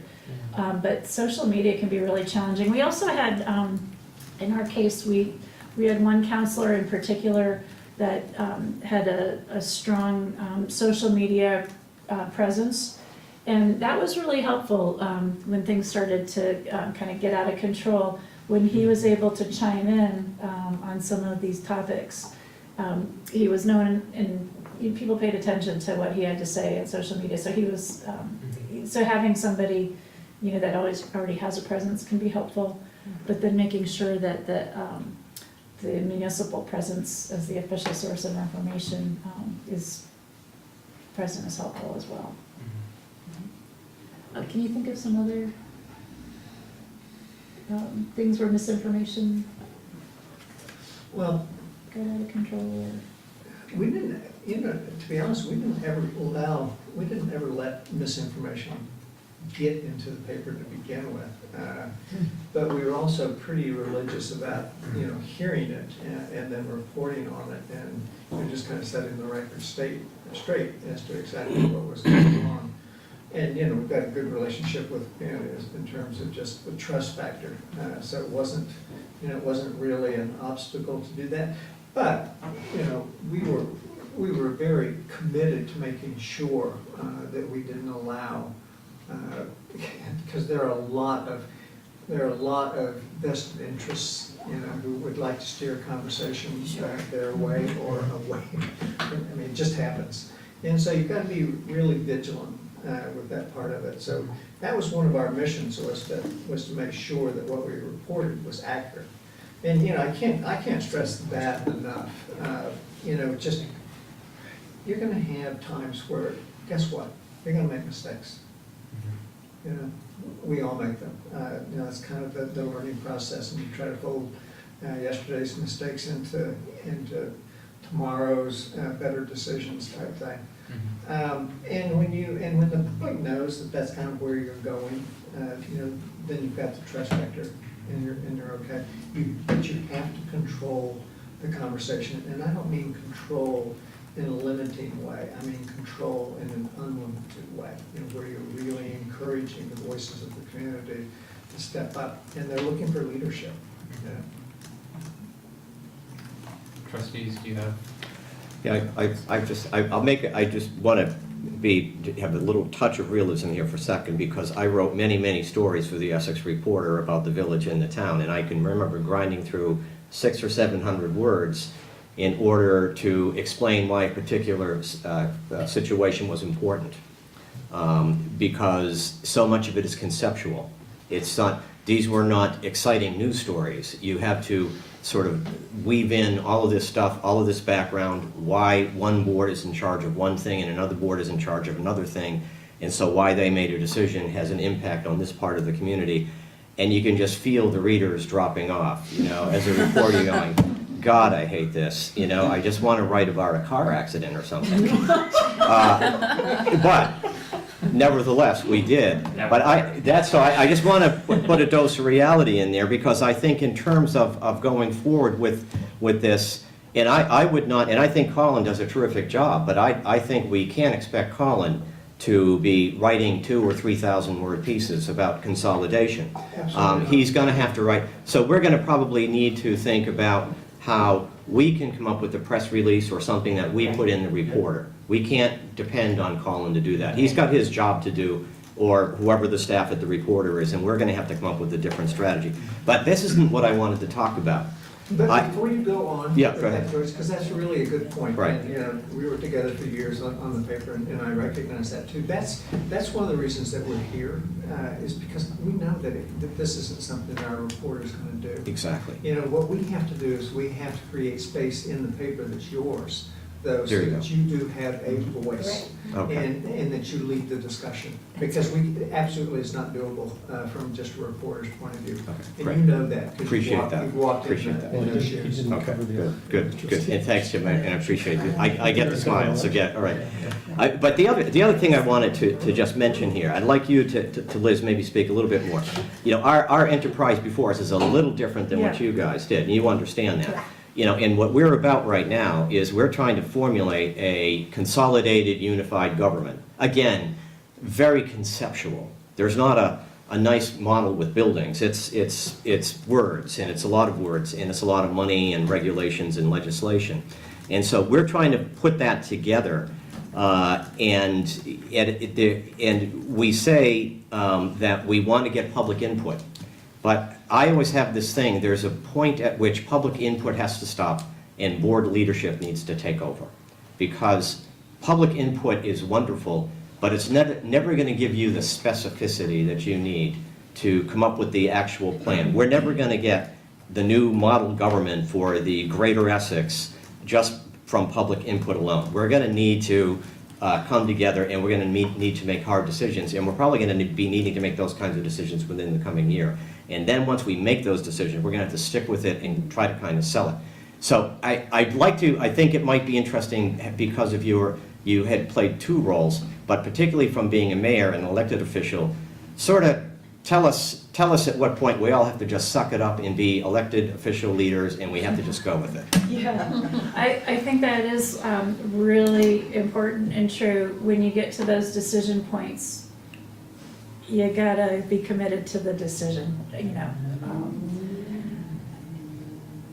It doesn't mean you stop listening, but to the point also earlier about you won't bring everybody on board, right? Okay. That's the reality. You're not gonna bring every single person on board.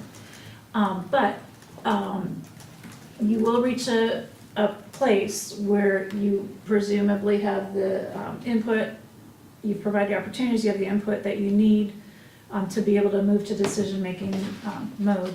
And then when you make a decision, you move forward, you know, it doesn't come back around for another take, okay. Yeah, but do the work on the front end, and that will make that go more smoothly.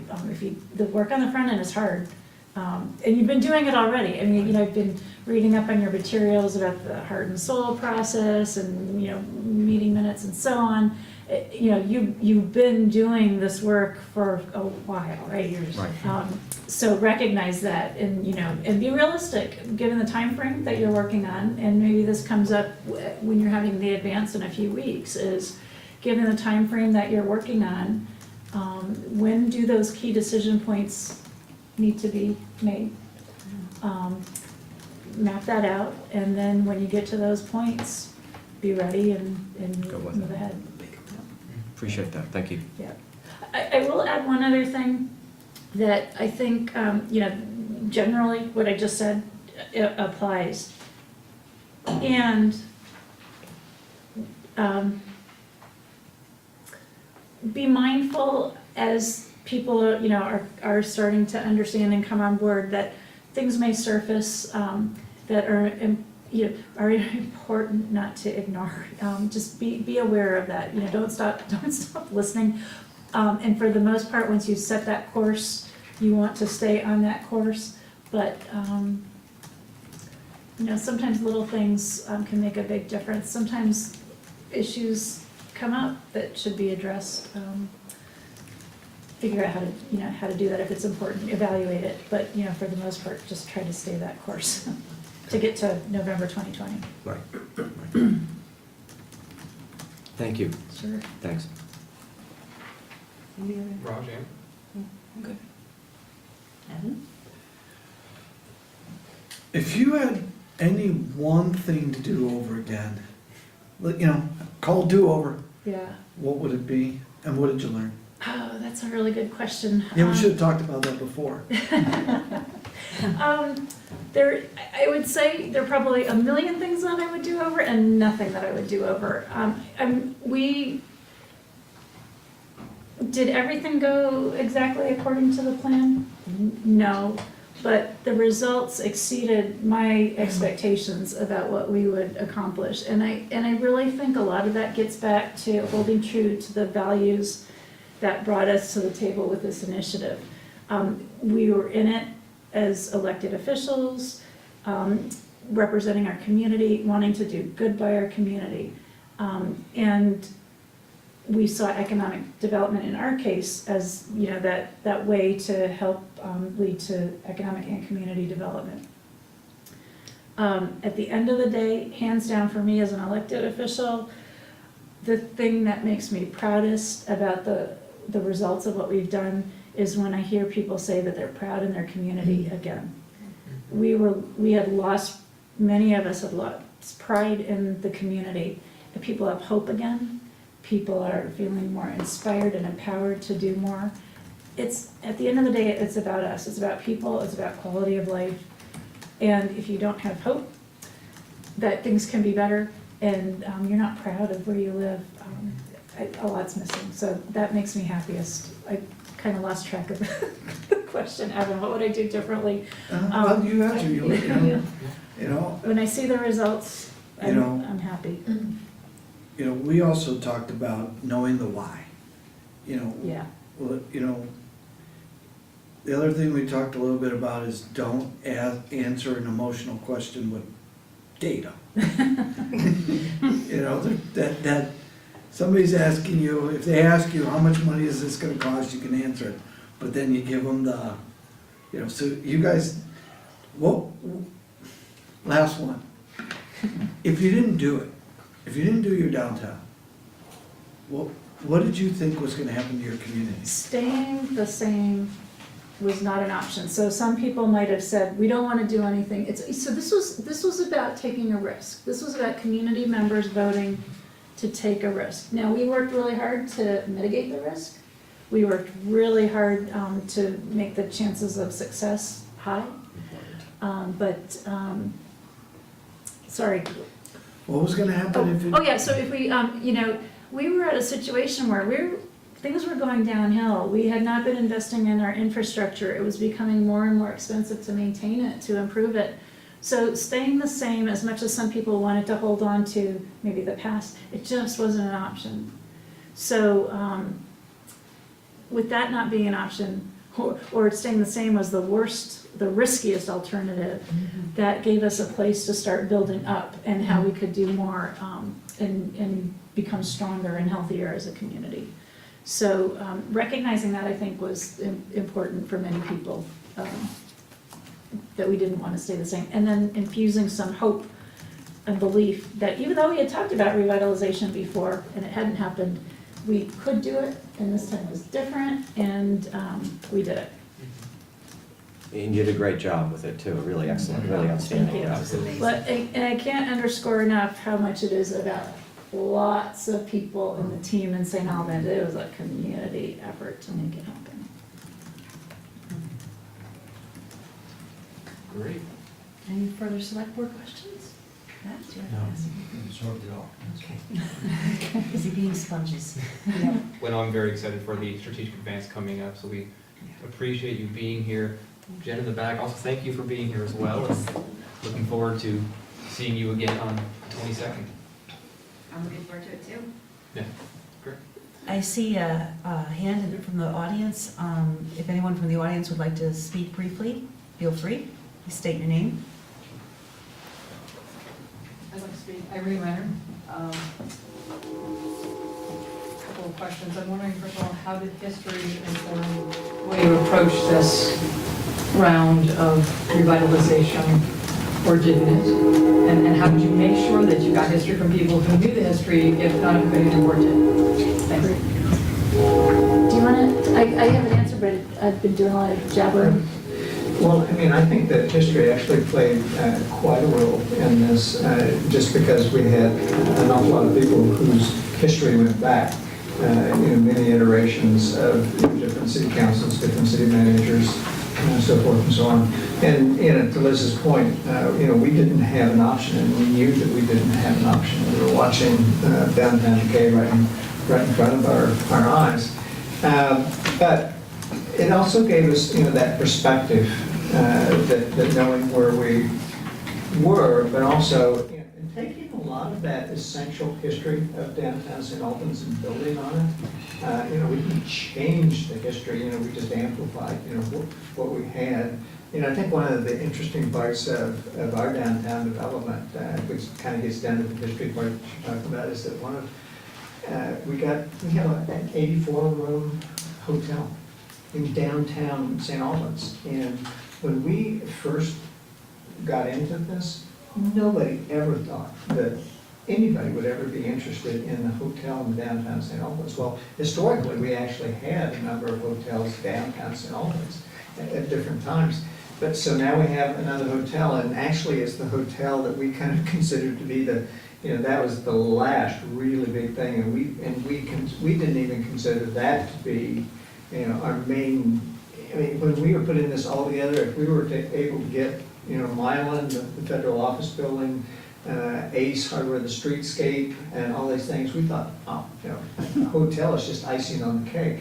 And now it's an integral part of it, to the point where, history again, we have CCV deciding that it's going to relocate to downtown because it used to be in downtown St. Albans. It made that choice, you know, to move from South Main Street back down to St. Albans, right in the hub of things, just because of its history and also because of the strength of downtown. Does that answer your question in terms of just the history part of it? It does. I think we can learn from what you're saying to make sure that we address the 60-plus years we've looked at merger and make sure that we not make the same mistakes over again. Yeah, you know, what I think is really interesting about Essex is that, you know, George, to your point, you know, I understand that part of this is pretty dry, you know, but maybe, you know, kind of offer that on part of Jim going forward too, is that, you know, we need to reestablish the relationship in a different way, where, you know, you need to feel that you can reach out, you know, to Jim, to myself, however you're going to do it, not just through calling, because I think there's going to be a different dynamic at work here where you actually have questions that you need answered that aren't in the repertorial sort of thing. I mean, Liz and I talked forever about just nothing but strategy on how we would move the dialogue forward, and you know what our role was, and just giving advice, because that's what we're in the business of trying to do, you know, is creating that space so that we can communicate, because that's all this is. It's about communication. But you know, I look at your photographs over here, and it was being described to me, you know, exactly what was going on, and you know, there may be an ancillary way where you can take part of what you're building and have that also be kind of part of this new structure that you're doing, because it's kind of like physical evidence of working together on something. Mm-hmm. And so you have a lot of options like that. And that's the kind of discussion that we need to have. You know, on how do we put this together? What's it look like? You know, how do we engage people at a couple of levels? One is your level, you know, where you just, you know, understanding the boring stuff, but, you know, essential. And then also, you know, enhancing it visually so that people go, oh, okay, well, if that's kind of what this represents, then you've got my buy-in. You know, I want to talk to you about it. That's all, sorry, that's a long way around the question. That was great. Sorry.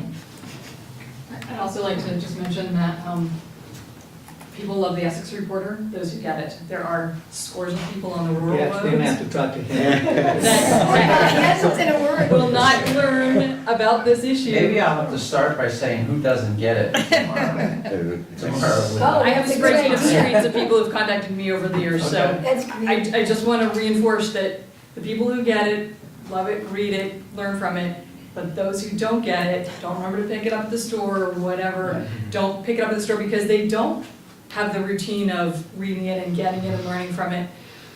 It's critical that this be addressed with the post office. You're certainly Please, It was the previous please, owner. please. I'll tell you what. People contact me and I say, whenever I get a chance, I will mention it, so I will mention this to you since I have That was my Feel fault. free to Just send correcting all extra- my mistakes. I actually love the feedback. so- Feel free to send extra copies to 2 Lincoln and 81 Main, and we'll get them distributed to our public buildings. Awesome. To Lincoln, which is the building you're in, and 81 Main, which is the town. We also can get it out to the Essex Free Library.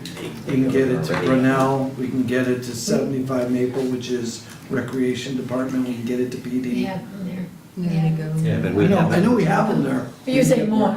We need more. Couple dozen more. As long as there's good coupons, people will come. There you go.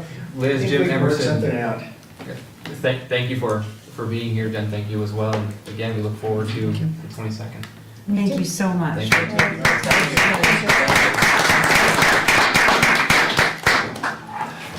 Thank you, Liz. No, no, I'm welcome to stay.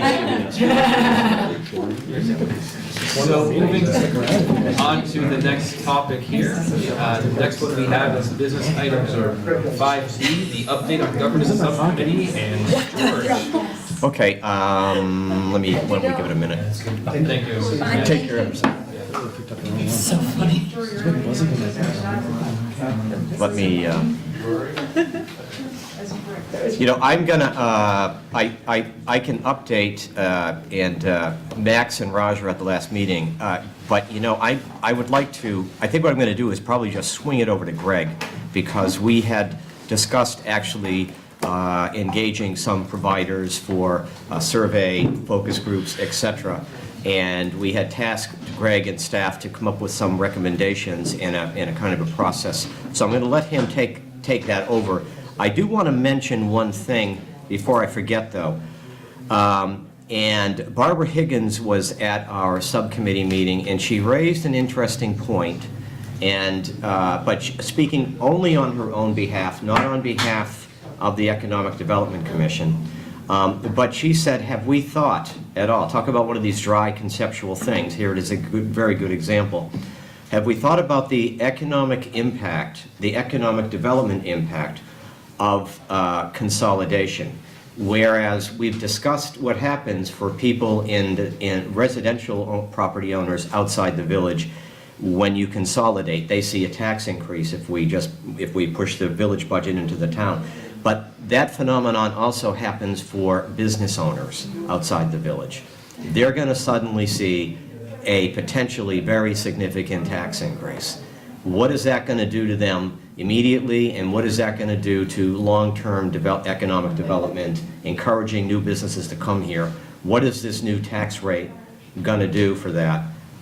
She didn't have an answer. We didn't know. I mean, I personally said, I think it cuts both ways, because, for example, Global Foundries right now is getting 2 tax bills. They get one from the town, they get one from the village.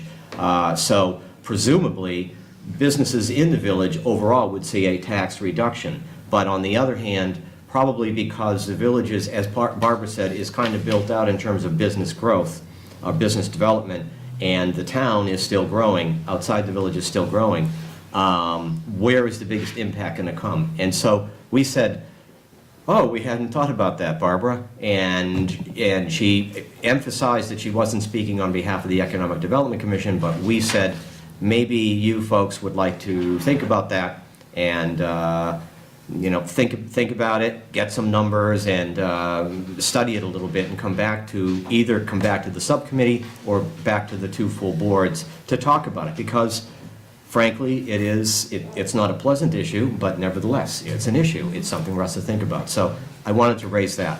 And with that, I'd like to, Greg, you comfortable with me switching it over to you? Sure. So I'm going to do that. I'm going to have Greg, before I do, other subcommittee member, did I miss anything significant that you think I left out? Just want to add on what you were just saying, George, about the Economic Development Commission. But I think it would be wise for the 2 boards to make an official memo as a request to that commission to say and specify what it is we're really looking for and when we'd like to see it, and see if they could supply it. Okay, good. Excuse me, I would think that this would be a part of what staff is already doing in terms of analyzing our taxes. I would think that Sarah would have that data. I don't need to cut you off, Elaine. I think we had asked, but I think we had asked specifically just for residential. I think that's when Lauren went through the numbers, we just asked strictly for residential. Have you looked at business at all? Can you give me just a little bit more of a question about the tax equity planning?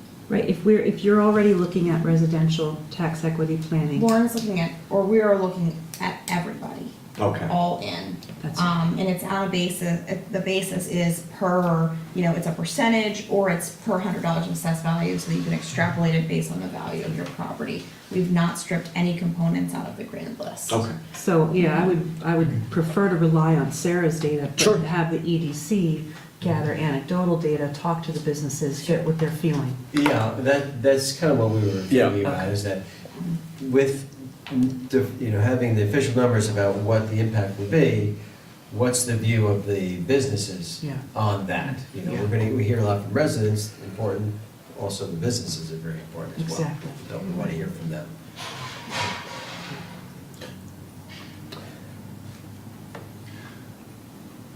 Okay. Are the businesses gonna hear from us what the impact on that? They're not gonna really know what the impact on them is gonna be. Well, the Economic Development Commission would get information.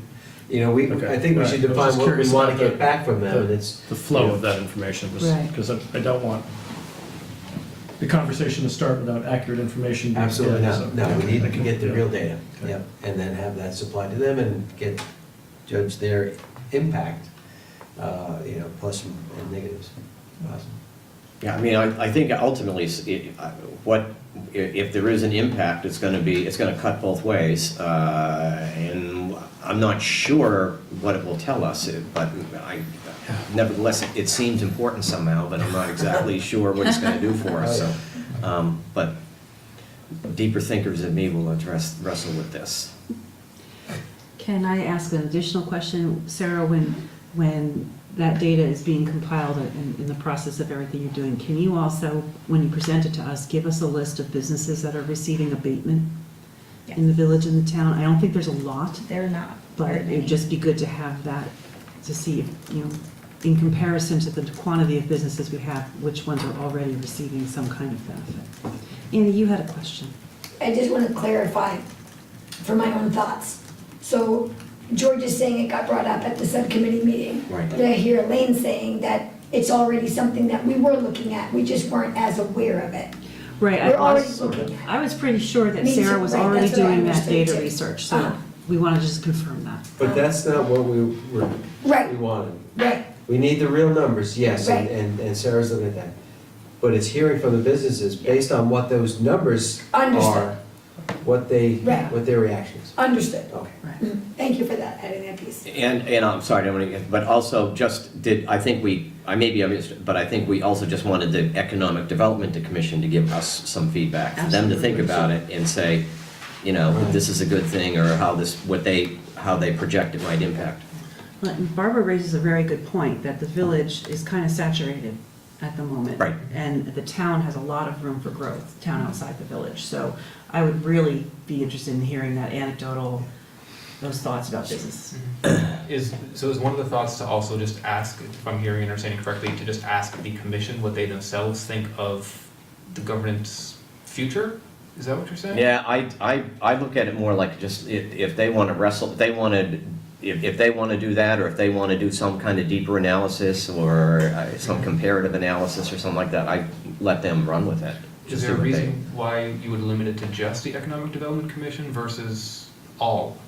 We have a lot of committees in our We community. did talk about that, yeah, like really using all the committees as appropriate, Yeah. different We heard- stakeholders that we already.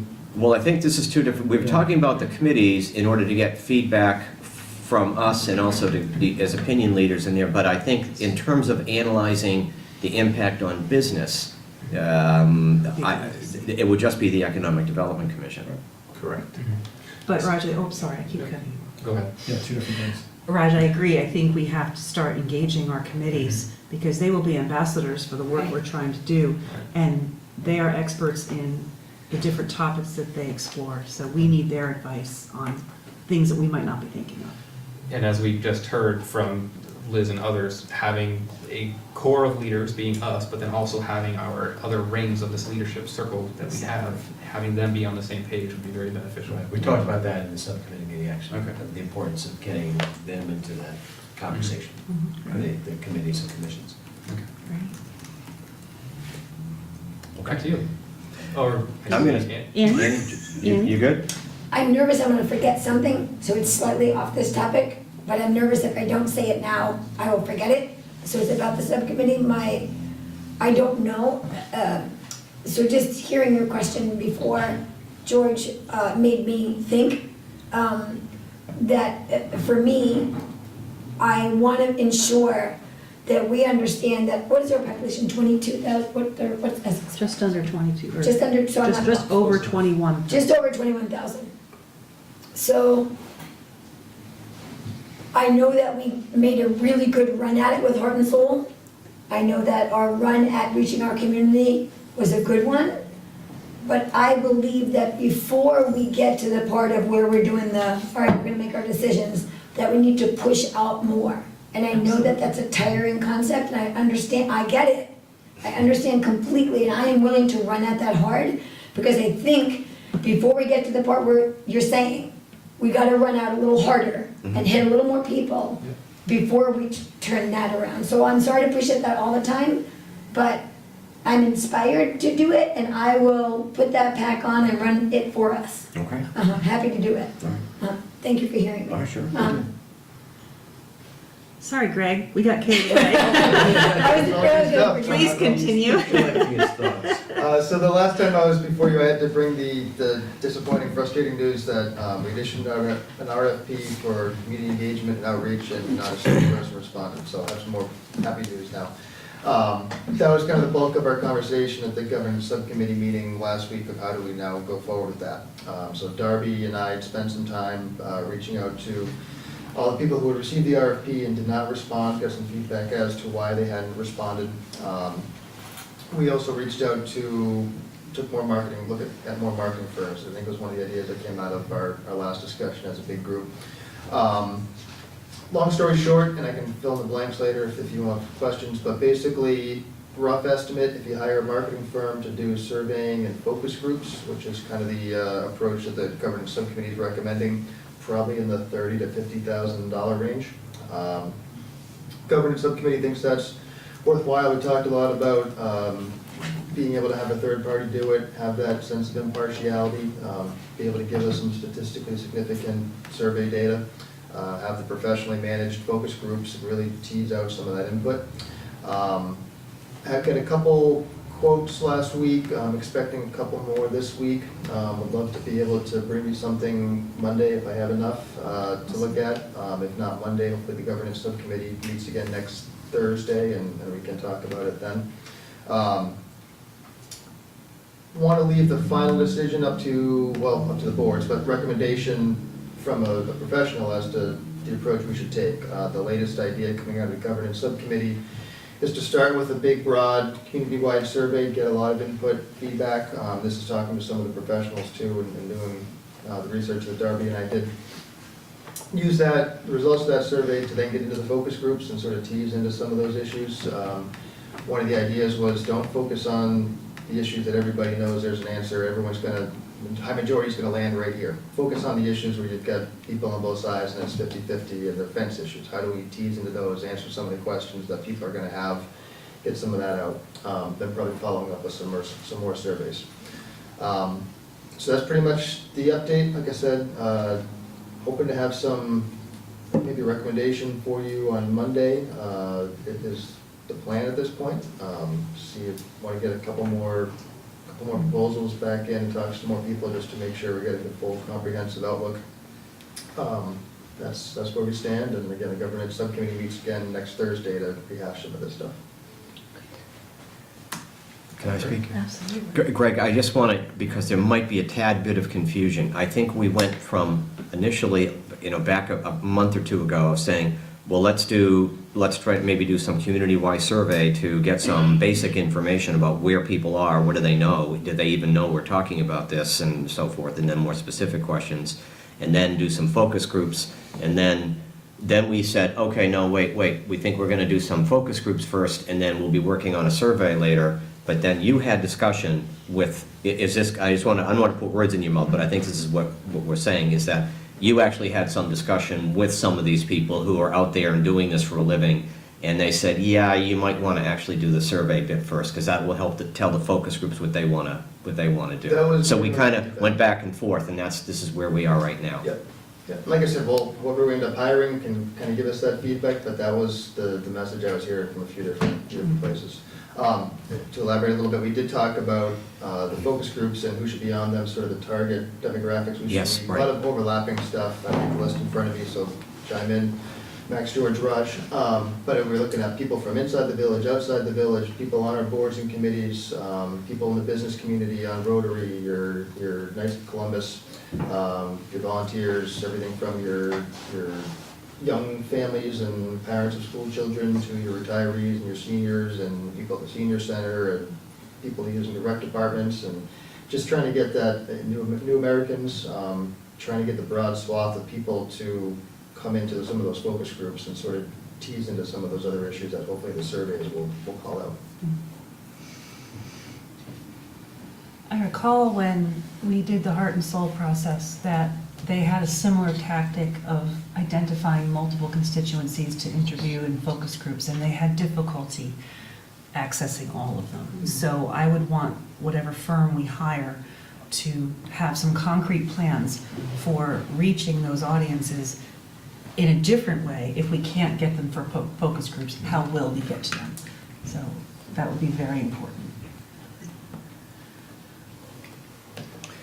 We did discuss that there would be, most likely be incentives, and we didn't know. We said there were a range of possible incentives, and from a nice dinner to an Indian brook pass, things like that. And we hadn't really, we kind of ruled out actually cash, pay you to come, but we may get to that point.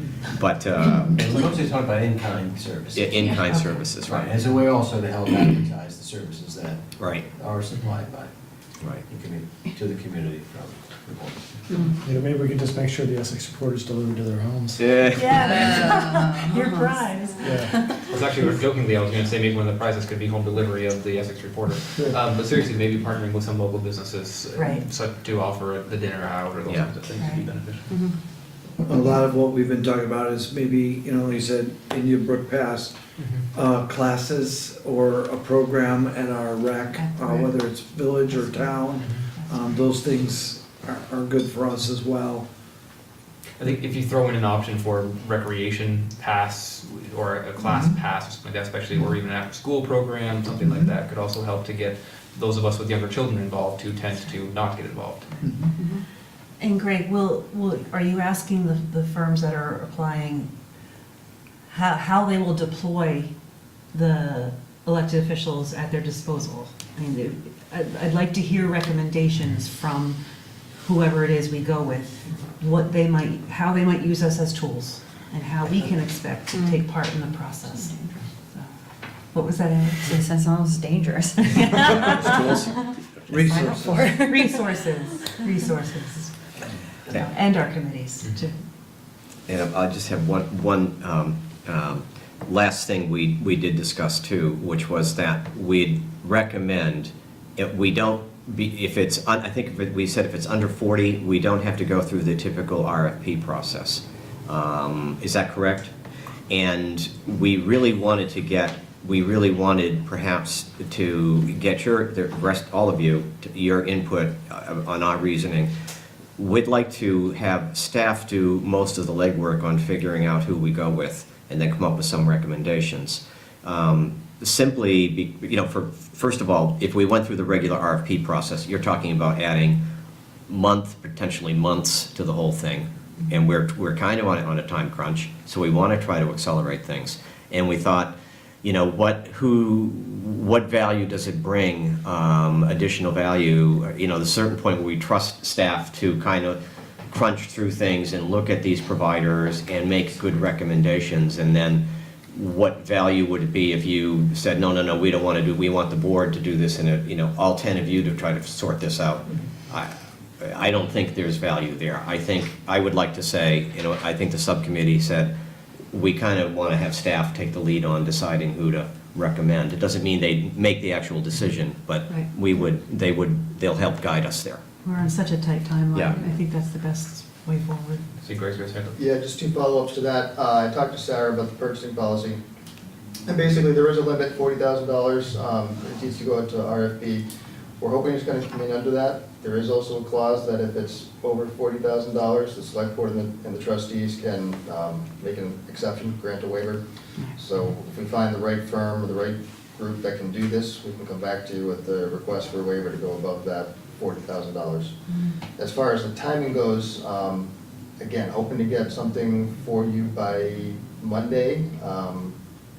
May not have the full plan worked out at that point, but hopefully can have a recommendation. If not, for some reason, would the boards be comfortable with giving that decision to the governance subcommittee? I know that they're supposed to be more of an advisory group, report back to the boards, but next joint meeting after this is not until the end of June 22nd, and then another one on the 23rd or 24th.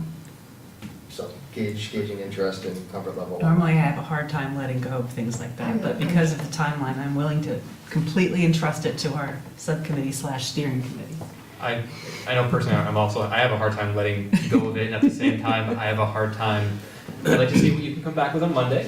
And no offense to the subcommittee members, I have a slight concern of authorizing a subcommittee to authorize purchases on behalf of a board. Yeah. Well, we specifically stated that the subcommittee is not a decision-making body. Yeah. Right. So, So that's my hesitation, which we don't need to decide yeah, today. we need to figure that out. We kind of do though, don't we? We have a joint meeting again Monday. We have a joint meeting on Monday, Yes, so. yes, And We it's can all kick it again down the next road week. another week. This is, yeah. Different time, same shit. Kick that can down the road. Right, you got a whole 6 days. I'm saying here. Craig can do miracles in 2 days. Oh, easily, yeah. To get the We'll figure it all out It's later. good with 3 words. days. Let's cross that bridge if we get to it. Yeah. I'm hopeful that there will be a decision-making opportunity at the joint meeting. Wednesday, Thursday, or Friday. Yeah.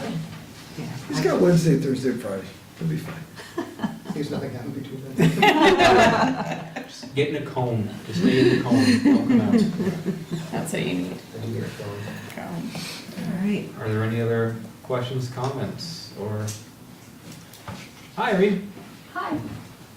My comment would be, when you think about the constituency groups that will be approached to have their opinions, there are fully 5 out of the 10 members of the merger task force that worked between 2005 and 2006 on the last merger plan, who are still living and among us. So you may want to tap those folks as well for their wisdom. Thank you. Thank you.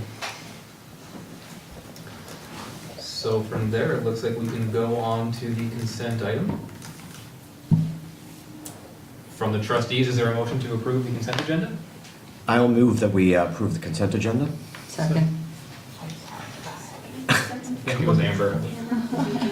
Any further discussion from the trustees? All those in favor, please signify by saying aye. Aye. Anybody opposed? And can I have a select board member to move to approve the consent agenda? I move approval of the consent agenda with select board comments. Is there a second? Second. Any questions, comments, or concerns? All in favor of approving the consent agenda, signify by saying aye. Aye. Opposed? All right, we're good to go. Going on down to the reading file, do any trustees have board member comments?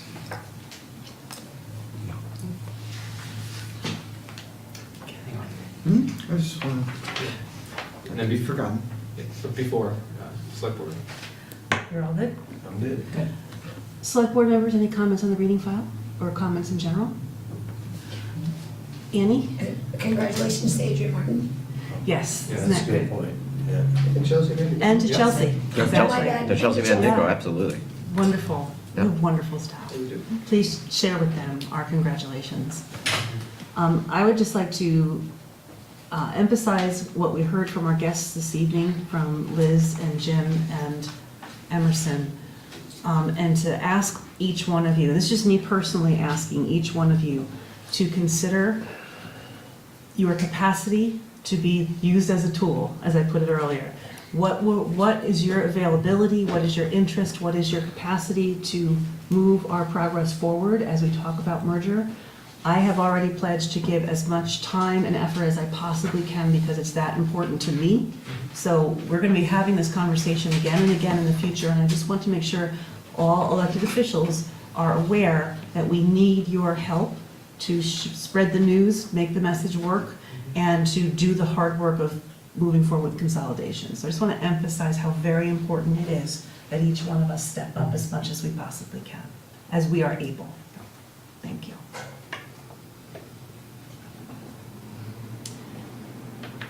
We don't have any folks on. That's what I'm saying, no, I had something. And Thanks. Well, two things. One, I mentioned earlier, the passing of Chuck Berry. For those in the town who don't know Chuck Berry, to the Essex Junction Fire Department, longtime member. He volunteer. He is basically the daytime person who's at the station. He was integral in getting trucks scheduled to be maintained, and et cetera, et cetera. It was a big loss for it, so there's bunting up on the thing, and there'll be funeral plans coming out, I think, tomorrow as they start solidifying it. It'll probably be Friday or Saturday.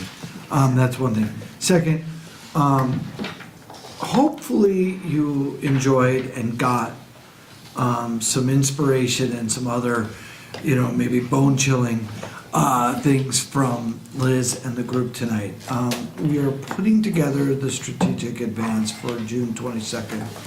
And when we interviewed Liz and we interviewed Jen, we realized there was a pretty good synergy of the two, and that Liz and her group had a very good story to tell you about teamwork, leadership, and other things. Not quite merger, but taking a downtown project that was going to be, from the moment they probably uttered the words downtown revitalization, split. Oh my God, you're gonna do this. Oh my God, you're not gonna do this, or all that stuff. And how they worked at it and became a team. And it was just, hopefully, it got your brain kind of kicking that around of what is in store for us and the things we are gonna need to think of. And staff is gonna be here every step of the way, trying to keep pace with you. And the work that needs to get done. We're happy to do the work, we're invigorated to do the work. So, I won't say no unreasonable request will be refused. It just has to be somewhat really reasonable, and we'll be there for you. We also have some great ideas and some thoughts, but if that's the will of the boards and the will of the people, we will get there with you. thank you very much. Thanks, Evan. It's a team. Yep. I might be incorrect, but I fear I interrupted the reading file situation. Did we? There's no vote on the reading file. Great. It's just I know a, you told me, I panicked that I ruined it. no. Yeah, That's and just for your information. thank you, and absolutely agreed, we are a team, so I hope I didn't distract from that, because absolutely. The night nor moment are ruined. What is it? Neither night nor moment are ruined. Yeah, that's very kind. So on that notion, does any trustee member have a motion to adjourn? So moved. Is there a second? Second. Any further discussion? Great. All those in favor, signify by saying aye. Aye. Anybody opposed? Thank you. Can I have a motion to adjourn from the select board, please? So moved. Second, Second? all in favor? Aye. Thank you very much, everyone. Thank you all. Thank you. Yes.